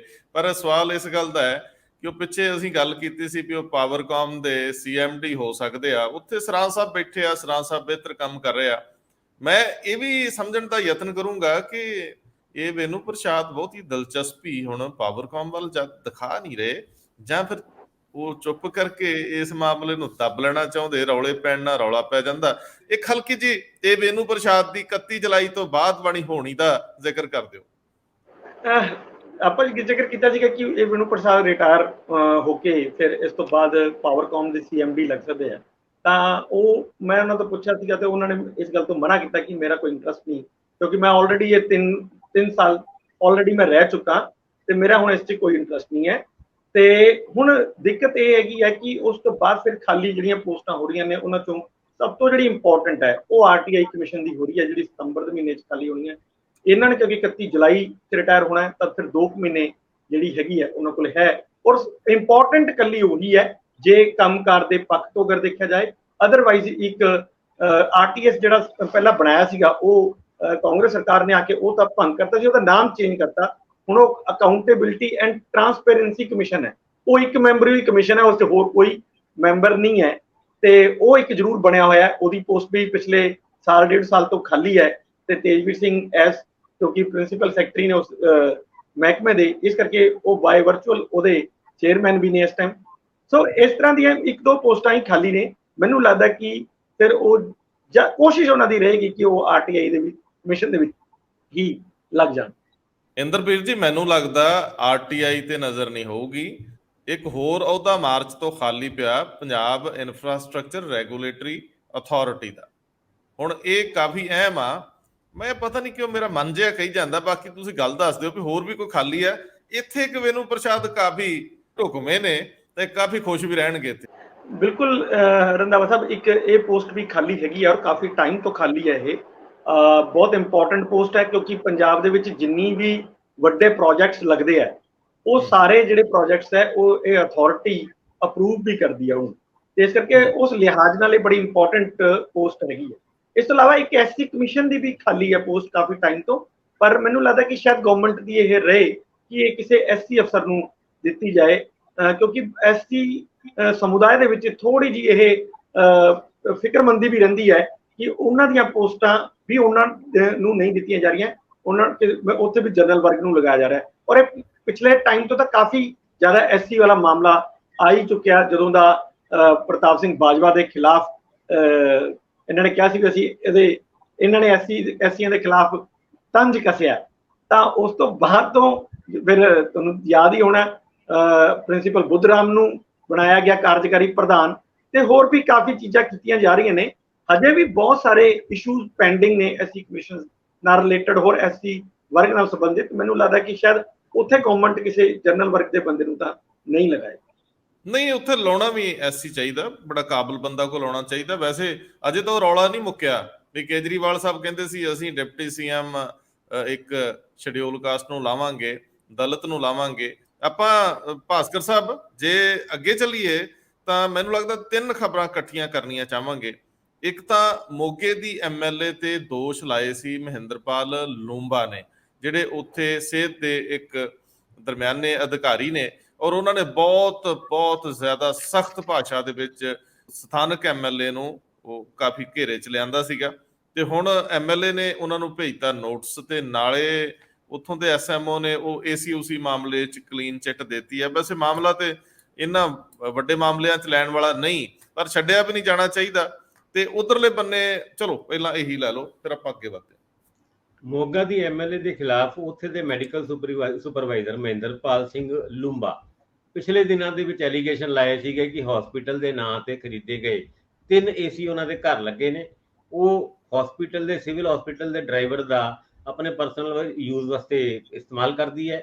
ਯਾਨੀ ਇਹ ਸਾਰੇ ਐਲੀਗੇਸ਼ਨ ਤੋਂ ਬਾਅਦ ਹੁਣ ਵਾਰੀ ਸੀਗੀ, ਕਿਉਂਕਿ ਇੱਕ ਹੋਰ ਐਲੀਗੇਸ਼ਨ ਮਹਿੰਦਰਪਾਲ ਸਿੰਘ ਲੂੰਬਾ ਉਹਨਾਂ ਨੇ ਉੱਥੇ ਦੀ ਐਮਐਲਏ ਦੇ ਖਿਲਾਫ ਲਾਇਆ ਸੀਗਾ ਕਿ 3 ਲੱਖ ਰੁਪਏ ਦੀ ਰਿਸ਼ਵਤ ਉਹ ਜਿਹੜੇ ਡਾਕਟਰ ਸੁਖਪ੍ਰੀਤ ਸਿੰਘ ਬਰਾੜ ਨੇ, ਜਿਹੜੇ ਉੱਥੇ ਦੇ ਮੈਡੀਕਲ ਆਫੀਸਰ ਨੇ, ਜਿਹੜੇ ਸਿਵਲ ਸਰਜਨ ਨੇ, ਉਹਨਾਂ ਨੇ 3 ਲੱਖ ਰੁਪਏ ਉੱਥੇ ਆਪਣੀ ਪੋਸਟਿੰਗ ਵਾਸਤੇ ਦਿੱਤੇ ਸੀਗੇ। ਇਹ ਸਾਰੇ ਐਲੀਗੇਸ਼ਨਾਂ ਦਾ ਜਵਾਬ ਹੁਣ ਇੱਕ ਰਿਪੋਰਟ ਦੇ ਜ਼ਰੀਏ ਡਾਕਟਰ ਸੁਖਪ੍ਰੀਤ ਸਿੰਘ ਬਰਾੜ ਉਹਨਾਂ ਨੇ ਇੱਕ ਕਮੇਟੀ ਬਣਾਈ, ਕਮੇਟੀ ਨੇ ਉਹ ਪੂਰੀ ਐਲੀਗੇਸ਼ਨਸ ਦੀ ਪੂਰੀ ਇਨਵੈਸਟੀਗੇਸ਼ਨ ਕੀਤੀ, ਔਰ ਉਸ ਤੋਂ ਬਾਅਦ ਉਹਨਾਂ ਏਸੀਆਂ ਦਾ ਸਿਵਲ ਹਸਪੀਟਲ ਦੇ ਵਿੱਚ ਹੀ ਲੱਗੇ ਹੋਣ ਦੇ ਸਬੂਤ ਤੱਕ ਦੇਣ ਦੀ ਕੋਸ਼ਿਸ਼ ਕੀਤੀ ਹੈ। ਹੁਣ ਐਮਐਲਏ ਨੇ ਵੀ ਮਹਿੰਦਰਪਾਲ ਸਿੰਘ ਲੂੰਬਾ ਨੂੰ ਇੱਕ ਡੈਫੇਮੇਸ਼ਨ ਦਾ ਨੋਟਿਸ ਭੇਜਤਾ ਹੈ, ਔਰ ਉਹਨਾਂ ਤੋਂ ਜਨਤਕ ਮਾਫੀ ਦੀ ਵੀ ਮੰਗ ਕੀਤੀ ਹੈ, ਔਰ 2 ਕਰੋੜ ਰੁਪਏ ਦਾ ਹਰਜਾਨਾ ਬਤੌਰ ਮਾਨਹਾਨੀ ਦਾ ਉਹਦੀ ਮੰਗ ਕਰਦੇ ਹੋਏ ਨੋਟਿਸ ਤੇ ਦਿੱਤਾ। ਔਰ ਇਹ ਨੋਟਿਸ ਲੱਖਾ ਸਿਧਾਣਾ, ਕਿਉਂਕਿ ਲੱਖਾ ਸਿਧਾਣਾ ਉਹਨਾਂ ਨੇ ਵੀ ਕੁਝ ਦਿਨੋਂ ਪਹਿਲੇ ਇੱਕ ਵੀਡੀਓ ਪਾ ਕੇ ਇਹ ਗੱਲ ਕਹੀ ਸੀ ਕਿ 92 ਹੀਰਿਆਂ ਦੇ ਵਿੱਚ ਉਹ ਹੀਰੇ ਵੀ ਹੈਗੇ ਨੇ ਜਿਹੜੇ ਆਪਣੇ ਘਰਾਂ ਦੇ ਵਿੱਚ ਹਸਪੀਟਲ ਦੇ ਏਸੀ ਲਾਉਂਦੇ ਨੇ, ਉਹਨਾਂ ਨੂੰ ਵੀ ਇਹ ਨੋਟਿਸ ਔਰ ਉਹਨਾਂ ਨੂੰ ਵੀ ਮਾਫੀ ਮੰਗਣ ਵਾਸਤੇ ਕਿਹਾ ਹੈ। ਔਰ ਇਸ ਤੋਂ ਇਲਾਵਾ ਬਹੁਤ ਸਾਰੇ ਕੇਸਿਸ ਅੱਗੇ ਇੱਦਾਂ ਦੇ ਹੈਗੇ ਨੇ ਜਿਹਦੇ ਵਿੱਚ ਕੁਝ ਲੋਕ ਐਲੀਗੇਸ਼ਨ ਲਾਉਂਦੇ ਨੇ। ਹੁਣ ਐਮਐਲਏ ਵੀ ਇਹ ਕਹਿ ਰਹੀ ਹੈ ਕਿ ਇਹ ਸਿਰੇ ਦਾ ਬਲੈਕਮੇਲਰ ਹੈ ਲੂੰਬਾ, ਔਰ ਉਹਨੇ ਪਹਿਲੇ ਵੀ ਬਹੁਤ ਸਾਰੀ ਗੱਲਾਂ ਆਪਣੀ ਪੋਸਟਿੰਗ ਨੂੰ ਰੁਕਵਾਉਣ ਵਾਸਤੇ, ਟ੍ਰਾਂਸਫਰ ਨੂੰ ਰੁਕਵਾਉਣ ਵਾਸਤੇ ਕਈ ਐਲੀਗੇਸ਼ਨ ਕਈਆਂ ਦੇ ਖਿਲਾਫ ਲਾਏ ਜੀ। ਆਪਾਂ ਇੰਦਰਪ੍ਰੀਤ ਜੀ ਖਬਰ ਨਾਲ ਦੀ ਲੈ ਲਈਏ। ਵੈਸੇ 2 ਖਬਰਾਂ ਹੋਰ ਨੇ ਭਾਸਕਰ ਸਾਹਿਬ ਜਿਹੜੀਆਂ ਮੈਂ ਲੈਣਾ ਚਾਹੁੰਦਾ ਸੀ। ਅੰਮ੍ਰਿਤਪਾਲ ਦਾ ਮਾਮਲਾ ਵੀ ਕਾਫੀ ਅਹਿਮ ਆ। ਤੁਸੀਂ ਜੇ ਉਹਨੂੰ ਟੱਚ ਕਰ ਹੀ ਦਿਓ ਤੇ ਬਿਹਤਰ ਰਹੇਗਾ। ਔਰ ਦੂਜਾ ਬਰਜੇਸ਼ ਮਿਸ਼ਰਾ ਦੀ FIR ਦਾ ਮਾਮਲਾ, ਖੈਰ ਆਪਾਂ ਉਹਨੂੰ ਤਾਂ ਜ਼ਿਆਦਾ ਟੱਚ ਨਹੀਂ ਕਰਦੇ, ਉਹ ਤਾਂ ਬੜਾ ਇੱਕ ਸਿੱਧਾ ਜਿਹਾ ਸਵਾਲ ਹੈ ਕਿ ਜੇਕਰ ਉਹ ਵਿਅਕਤੀ ਦੇ ਖਿਲਾਫ ਇੱਥੇ ਇੰਨੇ ਮਾਮਲੇ ਦਰਜ ਸੀ ਤੇ ਉਹ ਕਿੱਦਾਂ ਵਿਦੇਸ਼ ਪਹੁੰਚ ਜਾਂਦਾ, ਉੱਥੇ ਦੀ ਏਜੰਸੀ ਉਹਨੂੰ ਫੜ ਲੈਂਦੀ ਹੈ। ਅਸੀਂ ਹੁਣ ਉਹਦੀ ਹਵਾਲਗੀ ਲਈ ਰੌਲਾ ਪਾਵਾਂਗੇ, ਉਹਦੇ ਲਈ ਅਸੀਂ ਕਰਾਂਗੇ, ਪਰ ਜਦੋਂ ਇੱਥੇ ਹੁੰਦਾ ਬੰਦਾ ਸਾਡੇ ਕੀ ਇਹ 'ਚ ਕੋਈ ਮਿਲੀ ਭੁਗਤਾ ਨਹੀਂ ਹੁੰਦੀ? ਇਹ ਸਵਾਲ ਉੱਠਦੇ ਰਹਿੰਦੇ ਆ। ਜਿੱਥੇ ਜਿੱਥੇ ਵੀ ਇਸ ਤਰ੍ਹਾਂ ਦੇ ਵੱਡੇ ਫਰਾਡ ਹੋ ਰਹੇ ਆ, ਉੱਥੋਂ ਦੇ ਸੰਬੰਧਿਤ ਅਧਿਕਾਰੀ, ਖਾਸ ਤੌਰ ਤੇ ਪੁਲਿਸ ਪ੍ਰਸ਼ਾਸਨ 'ਚ ਇਹਨਾਂ ਦੀ ਘੁਸਪੈਠ ਤਾਂ ਨਹੀਂ ਹੁੰਦੀ, ਜਿਹੜੇ ਇਹਨਾਂ ਨੂੰ ਵਿਚਲੇ ਰਾਹ ਮਿਲ ਜਾਂਦੇ ਆ। ਪਰ ਮੈਂ ਅੰਮ੍ਰਿਤਪਾਲ ਵਾਲਾ ਮਾਮਲਾ ਟੱਚ ਕਰਨ ਲਈ ਕਹੂੰਗਾ, ਉਹਨੇ ਭੁੱਖ ਹੜਤਾਲ ਰੱਖੀ ਆ, ਉਹਦੇ ਬਾਕੀ ਸਾਥੀਆਂ ਨੇ ਵੀ ਰੱਖੀ ਹੈ। ਉਹ ਮਾਮਲਾ ਥੋੜਾ ਜਿਹਾ ਤੁਸੀਂ ਭਾਸਕਰ ਸਾਹਿਬ ਸਮਝਾ ਦਿਓ, ਔਰ ਫਿਰ ਆਪਾਂ ਸਿਵਿਕ ਪੋਲ ਤੇ ਚੱਲਦੇ ਹਾਂ, ਕਾਰਪੋਰੇਸ਼ਨ ਚੋਣਾਂ ਤੇ ਚੱਲਦੇ ਹਾਂ। ਉਹ ਇੰਦਰਪ੍ਰੀਤ ਜੀ ਵੱਲ ਲੈ ਕੇ ਜਾਣਾ ਜੀ ਮੈਂ। ਜਿੱਥੇ ਤੱਕ ਅੰਮ੍ਰਿਤਪਾਲ ਉਹਨਾਂ ਦੀ ਮਾਮਲਾ ਹੈ ਕਿ ਕੱਲ ਕਿਰਨਦੀਪ ਕੌਰ, ਅੰਮ੍ਰਿਤਪਾਲ ਦੀ ਵਾਈਫ, ਮਿਲਣ ਗਈ ਸੀਗੀ ਡਿਬਰੂਗੜ੍ਹ ਜੇਲ੍ਹ, ਜਿੱਥੇ ਉਹ ਆਪਣੇ 10 ਸਾਥੀਆਂ ਨਾਲ ਕਾਫੀ ਦਿਨਾਂ ਤੋਂ ਅਰੈਸਟ ਕੀਤੇ ਗਏ ਨੇ। NSA ਉਹਨਾਂ ਦੇ ਉੱਤੇ ਲਾਇਆ ਗਿਆ ਸੀ। ਪਤਾ ਲੱਗਿਆ ਹੈ ਕਿ ਬਤੌਰ ਕਿਰਨਦੀਪ ਕੌਰ, ਅੰਮ੍ਰਿਤਪਾਲ ਤੇ ਉਹਨਾਂ ਦੇ ਸਾਥੀ ਅੱਜਕੱਲ ਭੁੱਖ ਹੜਤਾਲ ਤੇ ਨੇ। ਔਰ ਭੁੱਖ ਹੜਤਾਲ ਦੀ ਵਜ੍ਹਾ ਇਹ ਵੇ ਕਿ ਉਹਨਾਂ ਨੇ ਮੰਗ ਕੀਤੀ ਸੀ ਉਹਨਾਂ ਨੂੰ ਆਪਣੀ ਫੈਮਿਲੀ ਨਾਲ, ਆਪਣੇ ਲਾਇਰ ਨਾਲ ਫੋਨ ਤੇ ਗੱਲ ਕਰਨ ਦੀ ਇਜਾਜ਼ਤ ਦਿੱਤੀ ਜਾਏ। ਔਰ ਖਾਣੇ ਦੀ ਗੰਦੀ ਕੁਆਲਿਟੀ, ਉਹ ਵੀ ਇੱਕ ਵਜ੍ਹਾ ਹੈ ਇਸ ਭੁੱਖ ਹੜਤਾਲ ਦੀ, ਕਿਉਂਕਿ ਐਲੀਗੇਸ਼ਨ ਤੇ ਇਹ ਵੀ ਲੱਗਿਆ ਹੈ ਕਿ ਜਿਹੜੀ ਰੋਟੀਆਂ ਉਹਨਾਂ ਨੂੰ ਦਿੱਤੀ ਜਾਂਦੀ ਹੈ ਉਹਦੇ ਵਿੱਚ ਤੰਬਾਕੂ ਮਿਕਸ ਹੁੰਦਾ ਹੈ, ਕਿਉਂਕਿ ਜੇਲ੍ਹ ਵਿੱਚ ਰੋਟੀ ਬਣਾਉਣ ਵਾਲੇ ਹੋ ਸਕਦਾ ਹੈ ਕੋਈ ਤੰਬਾਕੂ ਯੂਜ਼ ਕਰਦੇ ਹੋਣ। ਐਲੀਗੇਸ਼ਨ ਖਰਾਬ ਖਾਣੇ ਦੇ ਵੀ ਤੇ ਲਾਇਰ ਦੇ ਨਾਲ, ਫੈਮਿਲੀ ਦੇ ਨਾਲ ਫੋਨ ਤੋਂ ਗੱਲ ਨਾ ਕਰਨ ਦੇ ਵੀ ਹੈਗੇ। ਔਰ ਕਿਰਨਦੀਪ ਕੌਰ ਨੇ ਤੇ ਇਹ ਵੀ ਕਿਹਾ ਕਿ ਮੈਂ ਵੀ ਭੁੱਖ ਹੜਤਾਲ ਤੇ ਚਲੇ ਜਾਊਂਗੀ ਜੇ ਇਹਨਾਂ ਮਸਲਿਆਂ ਦਾ ਹੱਲ ਨਹੀਂ ਹੋਇਆ। 20 ਤੋਂ 25 ਹਜ਼ਾਰ ਰੁਪਏ ਹਰ ਹਫ਼ਤੇ ਡਿਬਰੂਗੜ੍ਹ ਜਾਣ ਤੇ ਲੱਗਦੇ ਨੇ ਕਿਰਨਦੀਪ ਕੌਰ ਦੇ। ਉਹ ਕਹਿੰਦੇ ਨੇ ਇਸ ਪੈਸੇ ਦੀ ਵੀ ਬਚਤ ਹੋ ਸਕਦੀ ਹੈ ਜੇ ਫੋਨ ਤੇ ਗੱਲ ਕਰਾ ਦਿੱਤੀ ਜਾਏ। ਹੁਣ ਇਹਨੂੰ ਲੈ ਕੇ ਭੁੱਖ ਹੜਤਾਲ ਦੀ ਖਬਰ ਦੇ ਉੱਤੇ SGPC ਦਾ ਇਹ ਕਹਿਣਾ ਕਿ ਉਹਨਾਂ ਨੂੰ ਵੀ ਇਹ ਜਾਣਕਾਰੀ ਮਿਲੀ ਹੈ ਕਿ ਉਹ ਭੁੱਖ ਹੜਤਾਲ ਨੇ। ਇਸ ਮੁੱਦੇ ਦੇ ਉੱਤੇ SGPC ਕੋਈ ਐਕਸ਼ਨ ਲੈਂਦੀ ਹੈ ਕਿ ਨਹੀਂ ਲੈਂਦੀ, ਇਹ ਤੇ ਆਉਣ ਵਾਲੇ ਟਾਈਮ ਹੀ ਪਤਾ ਲੱਗੇਗਾ। ਪਰ ਫਿਲਹਾਲ ਅੰਮ੍ਰਿਤਪਾਲ ਉਹਨਾਂ ਕਥਿਤ ਤੌਰ ਤੇ ਭੁੱਖ ਹੜਤਾਲ ਤੇ ਚੱਲ ਰਹੇ। ਇੰਦਰਪ੍ਰੀਤ ਜੀ, ਵੈਸੇ ਤਾਂ ਬਹੁਤ ਅਹਿਮ ਖਬਰ ਹੈ ਰਾਜਜੀਤ ਨੂੰ ਸੁਪਰੀਮ ਕੋਰਟ ਤੋਂ ਨਾ ਹੋਣੀ ਔਰ ਇੰਦਰਬੀਰ ਸਿੰਘ ਨਾਲ ਸੰਬੰਧਿਤ ਕੁਝ ਹੋਰ ਤੱਥ ਅੱਗੇ ਆਉਣੇ। ਮੈਂ ਉਹ ਭਾਸਕਰ ਸਾਹਿਬ ਵੱਲ ਲੈ ਕੇ ਜਾਊਂਗਾ। ਪਰ ਜਿਹੜੀਆਂ ਇਹ ਚੋਣਾਂ ਨੇ ਕਾਰਪੋਰੇਸ਼ਨ ਦੀਆਂ, ਇਹਨਾਂ ਦੇ ਸਤੰਬਰ 'ਚ ਹੋਣ ਸੰਬੰਧੀ ਤਿਆਰੀਆਂ ਦਾ ਜ਼ਿਕਰ ਹੋ ਰਿਹਾ, ਇੱਕ ਬਹੁਤ ਛੋਟੀ ਜਿਹੀ ਟਿੱਪਣੀ ਇੱਥੇ ਦੇ ਦਿਓ। ਮੈਂ ਰੰਧਾਵਾ ਸਾਹਿਬ, ਇਸ ਸਿਰਫ ਇਲੈਕਸ਼ਨ ਜਦੋਂ ਮਰਜ਼ੀ ਕਰਾ ਲੈਣ, ਸਤੰਬਰ 'ਚ ਕਰਾਉਣ, ਅਕਤੂਬਰ 'ਚ ਕਰਾਉਣ, ਇਹਦਾ ਕੋਈ ਉਹ ਨਹੀਂ। ਸਵਾਲ ਇਸ ਗੱਲ ਦਾ ਬੁਨਿਆਦੀ ਸਵਾਲ ਮੈਂ ਸਿਰਫ ਇੱਥੇ ਉਠਾਉਣ ਲੱਗਿਆ, ਇਸ ਇਸ਼ੂ ਜਿਹੜੀ ਤੁਸੀਂ ਸਵਾਲ ਪੁੱਛਿਆ, ਉਹ ਇਹ ਹੈਗਾ ਕਿ ਪਿਛਲੇ 3 ਸਾਲਾਂ ਤੋਂ ਇਹ ਪੈਂਡਿੰਗ ਪਈਆਂ ਨੇ। ਕਈ ਜਿਹੜੀਆਂ ਕਾਉਂਸਲਾਂ ਨੇ ਛੋਟੀਆਂ, ਉਹਨਾਂ ਦੀਆਂ ਪਿਛਲੇ 3 ਸਾਲ ਤੋਂ ਨਹੀਂ ਪਈ, ਕਿਸੇ ਦੀ 2 ਸਾਲ ਤੋਂ ਨਹੀਂ ਪਈ। ਮੈਨੂੰ ਇੱਕ ਚੀਜ਼ ਸਮਝ ਨਹੀਂ ਆਉਂਦੀ ਵੀ ਇਹ ਸਾਡੇ ਲੋਕਤੰਤਰ ਦੀ ਸਭ ਤੋਂ ਛੋਟੀ ਪ੍ਰਣਾਲੀ ਹੈ, ਸਭ ਤੋਂ ਛੋਟੀ ਇਕਾਈ। ਅਸੀਂ ਸਭ ਤੋਂ ਛੋਟੀ ਇਕਾਈ ਦੇ ਇਲੈਕਸ਼ਨ ਕਰਵਾ ਦੇ ਵਿੱਚ ਇੰਨੇ ਬੇਹਿਚਕ ਕਿਉਂ ਰਹਿੰਦੇ? ਸਭ ਤੋਂ ਬੁਨਿਆਦੀ ਸਵਾਲ ਇਹੀ ਹੈ, ਕਿਉਂ ਅਸੀਂ ਉਹਨਾਂ ਦੇ ਇਲੈਕਸ਼ਨ ਟਾਈਮ ਤੇ ਨਹੀਂ ਕਰਵਾਉਂਦੇ? ਹੁਣ ਤੁਸੀਂ ਇਹ ਦੇਖੋ ਕਿ ਜਿਹੜੇ ਕਾਉਂਸਲਾਂ ਨੂੰ 3 ਸਾਲ ਹੋ ਚੁੱਕੇ, ਅਗਲੀ ਸਰਕਾਰ ਆਊਗੀ ਉਹ ਵੀ ਇਸੇ ਤਰ੍ਹਾਂ ਹੀ ਕਰੂਗੀ। ਜੇ 3 ਸਾਲ ਬਾਅਦ ਹੋਣਗੇ, ਕਿ ਅਸੀਂ ਵਿਧਾਨ ਸਭਾ ਇਸ ਤਰ੍ਹਾਂ ਰੋਕ ਸਕਦੇ ਹਾਂ ਜਾਂ ਲੋਕ ਸਭਾ ਦੇ ਇਲੈਕਸ਼ਨ ਇਸ ਤਰ੍ਹਾਂ ਰੋਕ ਸਕਦੇ ਹਾਂ? ਕਿਉਂ ਨਹੀਂ ਰੋਕ ਸਕਦੇ? ਕਿਉਂਕਿ ਉਸ ਇਲੈਕਸ਼ਨ ਕਮਿਸ਼ਨ ਕੋਲੇ ਅਥਾਰਟੀ ਹੈ ਇਹ ਕਿ ਜਦੋਂ ਹੀ ਇਹ ਡਿਊ ਹੋ ਜਾਣ ਉਸ ਤੋਂ ਪਹਿਲਾਂ ਹੀ ਉਹ ਪ੍ਰੋਸੈਸ ਸ਼ੁਰੂ ਕਰ ਦੇ ਉੱਥੇ ਇਲੈਕਸ਼ਨ ਕਰਾਉਣ ਦਾ, ਤਾਂ ਕਿ ਜਿਸ ਡੇਟ ਨੂੰ ਖਤਮ ਹੋਣੇ ਹੈ, ਉਹਨਾਂ ਦੀ ਪੀਰੀਅਡ ਖਤਮ ਹੋਣਾ ਹੈ, ਉਸ ਡੇਟ ਤੋਂ ਪਹਿਲਾਂ ਉੱਥੇ ਦੇ ਲੋਕਾਂ ਨੂੰ ਨਵੀਂ ਸਰਕਾਰ ਮਿਲ ਜੇ। ਸੇਮ ਹੀ ਐਕਟ, ਉਹੀ ਐਕਟ ਜਿਹੜਾ ਹੈਗਾ ਸਟੇਟਾਂ ਦੇ ਵਿੱਚ ਕੰਮ ਕਰਦਾ। Same election state election commission ਦੇ ਵਿੱਚ ਬਣੇ ਹੋਏ ਨੇ, ਪਰ ਇੱਥੇ ਡਿਸਾਈਡ ਕਰਦਾ ਡਿਪਾਰਟਮੈਂਟ ਕਹਿ ਲਓ ਜਾਂ ਡਿਪਾਰਟਮੈਂਟ ਦੇ ਥਰੂ ਸਰਕਾਰ। ਕਮਿਸ਼ਨ ਡਿਸਾਈਡ ਨਹੀਂ ਕਰਦਾ ਕਿ ਉਹਨੇ ਇਲੈਕਸ਼ਨ ਕਰਵਾਣੇ ਆ। ਕਮਿਸ਼ਨ ਡਿਸਾਈਡ ਕਰੂਗਾ ਕਿ ਜਦੋਂ ਸਰਕਾਰ ਨੇ ਆਪਣਾ ਇਹ ਫੈਸਲਾ ਲੈ ਲਿਆ ਕਿ ਅਸੀਂ ਇਲੈਕਸ਼ਨ ਕਰਵਾਣੇ ਆ, ਤਾਂ ਉਹ ਤੁਸੀਂ ਆਪਣੀਆਂ ਤਿਆਰੀਆਂ ਕਰੋ, ਵੋਟਰ ਸੂਚੀਆਂ ਬਣਾਓ, ਡੀਲਿਮਿਟੇਸ਼ਨ ਕਰਨੀ ਆ ਉਹ ਕਰੋ। ਇਹ ਸਾਰੀਆਂ ਤਿਆਰੀਆਂ ਉਦੋਂ ਸ਼ੁਰੂ ਕਰਦੇ ਆ। ਸੋ ਇਹ ਬੜੀ ਮਤਲਬ ਮੈਨੂੰ ਕਚੋਟਦੀ ਹੈ ਇਹ ਗੱਲ ਕਿ ਜਿਹੜੀ ਸਾਡੀ ਸਭ ਤੋਂ ਛੋਟੀ ਇਕਾਈ ਹੈ, ਅਸੀਂ ਉਹਦੇ ਪ੍ਰਤੀ ਇੰਨੇ ਅਵੇਸਲੇ ਹੋਏ ਪਏ। ਸਭ ਤੋਂ ਜ਼ਰੂਰੀ ਹੈ ਕਿ ਇਸ ਇਲੈਕਸ਼ਨ ਕਮਿਸ਼ਨ ਨੂੰ ਇਹ ਰਾਈਟਸ ਦਿੱਤੇ ਜਾਣੇ ਚਾਹੀਦੇ ਨੇ। ਅਸੀਂ ਬਹੁਤ ਸਾਰੇ ਉੱਥੇ ਗੱਲਾਂ ਜਦੋਂ ਵਿਧਾਨ ਸਭਾ ਦੇ ਹੁੰਦੀਆਂ, ਬਹੁਤ ਸਾਰੇ ਵਾਹੀਆਤ ਜਿਹੜੇ ਇਸ਼ੂਜ਼ ਹੁੰਦੇ ਉਹਨਾਂ ਤੇ ਵੀ ਲੰਬੀਆਂ ਡਿਸਕਸ਼ਨ ਕਰਦੇ ਆ, ਪਰ ਇਹ ਜਿਹੇ ਇਸ਼ੂ ਜਿਹੜੇ ਬਿਲਕੁਲ ਬੁਨਿਆਦੀ ਨੇ ਉਹਨਾਂ ਤੇ ਕੋਈ ਡਿਸਕਸ਼ਨ ਨਹੀਂ। ਬਿਲਕੁਲ, ਇਹ ਜਦੋਂ ਹੀ ਕਿਸੇ ਗਵਰਨਮੈਂਟ ਨੂੰ ਲੱਗਦਾ ਹੈ ਕਿ ਹੁਣ ਹਾਲਾਤ ਸਾਜ਼ਗਰ ਨੇ ਜਾਂ ਹੁਣ ਹਾਲਾਤ ਸਾਜ਼ਗਰ ਨਹੀਂ, ਉਹਦੇ ਤੇ ਨਿਰਭਰ ਹੋ ਜਾਂਦਾ ਵੀ ਕਰਾਉਣੀ ਹੈ ਜਾਂ ਨਹੀਂ ਕਰਾਉਣੀ। ਪਰ ਇਹ ਕਿਉਂਕਿ ਸਟੇਟ ਲਈ ਬੜਾ ਅਹਿਮ ਵਰਤਾਰਾ ਹੈ, ਜਦੋਂ ਇਲੈਕਸ਼ਨ ਹੋਣੀ ਆ ਉਦੋਂ ਸਰਕਾਰ ਦਾ ਰੁਖ ਬਦਲ ਜਾਂਦਾ। ਉਦੋਂ ਸਰਕਾਰ ਦੀ ਵਰਕਿੰਗ ਬਦਲ ਜਾਂਦੀ ਹੈ ਔਰ ਉਦੋਂ ਹੀ ਸਰਕਾਰਾਂ ਜਿਹੜੀਆਂ ਨੇ ਉਹ ਦੂਜੇ ਲੋਕਾਂ ਪ੍ਰਤੀ, ਦੂਜੀਆਂ ਪਾਰਟੀਆਂ ਪ੍ਰਤੀ ਵੀ ਆਪਣਾ ਨਰਮ ਗੋਸ਼ਾ ਰੱਖਣ ਲੱਗ ਪੈਂਦੀਆਂ। ਫਿਰ ਇਹ ਨਹੀਂ ਕਿਹਾ ਜਾਂਦਾ ਵੀ ਜਿਹੜਾ ਕਰਪਸ਼ਨ ਦੇ ਖਿਲਾਫ ਹੈ ਉਹ ਸਾਡੇ ਨਾਲ ਆ ਜੇ। ਫਿਰ ਉਦੋਂ ਹੀ ਵੇਖਿਆ ਜਾਂਦਾ ਵੀ ਕਿਹੜਾ ਵਾਰਾ ਖਾਂਦਾ। ਭਾਸਕਰ ਸਾਹਿਬ, ਆਖਰੀ ਗੱਲ ਕਰਦੇ ਆ, ਰਾਜਜੀਤ ਸਿੰਘ ਉਹ ਚਿਹਰਾ ਜਿਹਦੇ ਤੇ ਬਹੁਤ ਰੌਲਾ ਪਿਆ, ਜਿਹਦੇ ਵਿੱਚ ਅਦਾਲਤਾਂ 'ਚ ਮਾਮਲੇ ਫਸੇ ਰਹੇ, ਜਿਸ ਮਾਮਲੇ ਵਿੱਚ ਕਈ ਡੀਜੀਪੀ ਸਵਾਲਾਂ ਦੇ ਘੇਰੇ 'ਚ ਆਏ ਔਰ ਜਿਸ ਮਾਮਲੇ ਦੇ ਵਿੱਚ ਹੁਣ ਜਿਹੜਾ ਇਹ ਸੁਪਰੀਮ ਕੋਰਟ ਤੱਕ ਪਹੁੰਚ ਗਿਆ ਤੇ ਉੱਥੋਂ ਨਾ ਹੋਈ ਆ, ਇਹ ਸਾਰੇ ਮਾਮਲੇ ਨੂੰ ਔਰ ਇਸ ਤੋਂ ਬਾਅਦ ਇੰਦਰਬੀਰ ਵਾਲੇ ਨੂੰ ਦੋਨਾਂ ਨੂੰ ਕਲੱਬ ਕਰਕੇ ਅੱਗੇ ਤੋਰ ਦਿਓ। ਜਿੱਥੇ ਤੱਕ ਰਾਜਜੀਤ ਉਹਨਾਂ ਦੀ ਗੱਲ ਹੈਗੀ ਹੈ, ਸੁਪਰੀਮ ਕੋਰਟ ਦੇ ਵਿੱਚ ਉਹਨਾਂ ਨੇ ਇੱਕ ਸਪੈਸ਼ਲ ਲੀਵ ਪਟੀਸ਼ਨ ਪਾਈ ਸੀ ਉਸ NDPS ਕੇਸ ਜਿਹਦੇ ਵਿੱਚ ਉਹਨਾਂ ਨੂੰ ਨਾਮਜ਼ਦ ਕੀਤਾ ਗਿਆ ਸੀ ਇੰਸਪੈਕਟਰ ਜਿਹੜੇ ਹੁਣ ਜੇਲ੍ਹ ਵਿੱਚ ਨੇ ਇੰਦਰਜੀਤ ਦੇ ਮਾਮਲੇ ਦੇ ਵਿੱਚ। ਉਹਨੂੰ ਬਰਖਾਸਤਗੀ ਦੀ ਮੰਗ ਨੂੰ ਬਰਖਾਸਤ ਕਰਤਾ, ਰਿਜੈਕਟ ਕਰਤਾ ਸੁਪਰੀਮ ਕੋਰਟ ਨੇ ਕੱਲ। ਔਰ ਉਸ ਤੋਂ ਇਲਾਵਾ ਸੁਪਰੀਮ ਕੋਰਟ ਦੇ ਵਿੱਚ ਜਦ ਰਾਜਜੀਤ ਉਹਨਾਂ ਨੇ ਅਪੀਲ ਲਿੱਤੀ ਕਿ ਸਿਧਾਰਥ ਚਟੋਪਾਧਿਆਏ ਉਹਨਾਂ ਦੀ ਉਹ 4 ਰਿਪੋਰਟਾਂ, ਉਹਨਾਂ ਰਿਪੋਰਟਾਂ ਨੂੰ ਕਲੱਬ ਕਰਕੇ ਇਹ ਗੱਲ ਕਹਿਣ ਦੀ ਕੋਸ਼ਿਸ਼ ਕੀਤੀ ਕਿ ਮੇਰੇ ਖਿਲਾਫ ਇੱਕ ਤਰਫਾ ਕਾਰਵਾਈ ਕੀਤੀ ਗਈ, ਉਹਨੂੰ ਵੀ ਸੁਪਰੀਮ ਕੋਰਟ ਨੇ ਫਿਲਹਾਲ ਪਟੀਸ਼ਨ ਨੂੰ ਐਡਮਿਟ ਕਰਨ ਤੋਂ ਹੀ ਰਿਜੈਕਟ ਕਰਤਾ। ਇਸ ਤੋਂ ਪਹਿਲੇ ਆਪਣੀ ਬਰਖਾਸਤਗੀ ਦੇ ਆਰਡਰ ਨੂੰ ਵੀ ਹਾਈ ਕੋਰਟ ਦੇ ਵਿੱਚ ਚੈਲੰਜ ਕਰਨ ਦੇ ਮਾਮਲੇ ਦੇ ਵਿੱਚ ਹਾਈ ਕੋਰਟ ਨੇ ਵੀ ਉਹਨਾਂ ਦੇ ਇਸ ਪਟੀਸ਼ਨ ਨੂੰ ਬਰਖਾਸਤ ਕਰ ਚੁੱਕੇ ਨੇ। ਜਿੱਥੇ ਤੱਕ ਗੱਲ ਇੰਦਰਬੀਰ ਉਹਨਾਂ ਦੀ ਗੱਲ ਕਰੀਏ ਤੇ ਇੰਦਰਬੀਰ ਉਹਨਾਂ ਨੂੰ ਬਾਰੇ ਚ ਇਹ ਜ਼ਰੂਰ ਵਿਜੀਲੈਂਸ ਬਿਊਰੋ ਦੇ ਵਰਿੰਦਰਪਾਲ ਸਿੰਘ ਉਹਨਾਂ ਨੇ ਪਰਸੋਂ ਕਿਹਾ ਸੀਗਾ ਕਿ ਉਹਨਾਂ ਨੂੰ ਹੁਣ ਨਾਮਜ਼ਦ ਕਰ ਦਿੱਤਾ, ਪਰ ਹੁਣ ਖਬਰਾਂ ਨਿਕਲ ਕੇ ਆ ਰਹੀ ਹੈ ਕਿ ਉਹ ਜੂਨ 5 ਦੇ ਵਿੱਚ ਭਿੱਖੀਵਿੰਡ ਥਾਣੇ ਦੇ ਵਿੱਚ ਆਲਰੇਡੀ ਸੇਮ ਕੇਸ ਦੇ ਵਿੱਚ ਨਾਮਜ਼ਦ ਹੋ ਚੁੱਕੇ ਸੀ ਔਰ ਇਹ ਪਹਿਲਾ ਮਾਮਲਾ ਨਹੀਂ ਸੀ ਜਿਹੜਾ ਇੰਦਰਜੀਤ ਉਹਨਾਂ ਦੇ ਖਿਲਾਫ ਦਰਜ ਹੋਇਆ।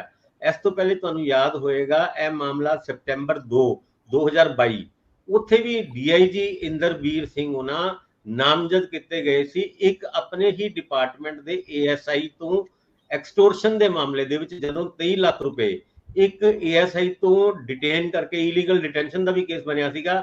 ਉਹਨੂੰ ਮਜਬੂਰ ਕੀਤਾ ਗਿਆ ਸੀ ਤੂੰ ਅਗਰ 23 ਲੱਖ ਰੁਪਏ ਜਾਂ ਇਹ ਪੈਸੇ ਨਹੀਂ ਦੇਗਾ ਤੇ ਤੇਰੇ ਖਿਲਾਫ NDPS ਦਾ ਪਰਚਾ ਦਰਜ ਕਰ ਦਿੱਤਾ ਜਾਏਗਾ। ਉਸ ਕੇਸ ਦੇ ਵਿੱਚ DSP ਲਖਵੀਰ ਸਿੰਘ ਤੇ ਅਰੈਸਟ ਹੋਇਆ ਸੀ, ਪਰ ਇੰਦਰਬੀਰ ਸਿੰਘ ਉਹਨਾਂ ਨੂੰ ਅਰੈਸਟ ਨਹੀਂ ਕੀਤਾ ਸੀਗਾ, ਬਲਕਿ ਨਾਮਜ਼ਦ ਜ਼ਰੂਰ ਉਸ ਕੇਸ ਦੇ ਵਿੱਚ ਕੀਤਾ ਸੀਗਾ। ਹੁਣ ਉਹ ਵੀ ਮਾਮਲਾ ਅੱਗੇ ਵੱਧਦਾ ਨਜ਼ਰ ਆ ਰਿਹਾ ਹੈ ਔਰ ਆਉਣ ਵਾਲੇ ਟਾਈਮ ਵਿੱਚ ਇੰਦਰਬੀਰ ਸਿੰਘ ਉਹਨਾਂ ਦਾ ਹਜੇ ਤੱਕ ਅਰੈਸਟ ਨਾ ਹੋਣਾ, ਕਿਉਂਕਿ ਅੱਜ ਕੱਲ੍ਹ ਉਹ PAP ਦੇ ਵਿੱਚ ਲੱਗੇ ਹੋਏ ਨੇ ਜਲੰਧਰ ਦੇ ਵਿੱਚ, ਤੇ ਉਹਨਾਂ ਦੇ ਖਿਲਾਫ ਅਰੈਸਟ ਦੀ ਕਾਰਵਾਈ ਵੀ ਬੜੀ ਛੇਤੀ ਅੱਗੇ ਵੱਧ ਸਕਦੀ ਹੈ। ਬਹੁਤ ਮਿਹਰਬਾਨੀ, ਬਹੁਤ ਧੰਨਵਾਦ। ਧੰਨਵਾਦ ਜੀ।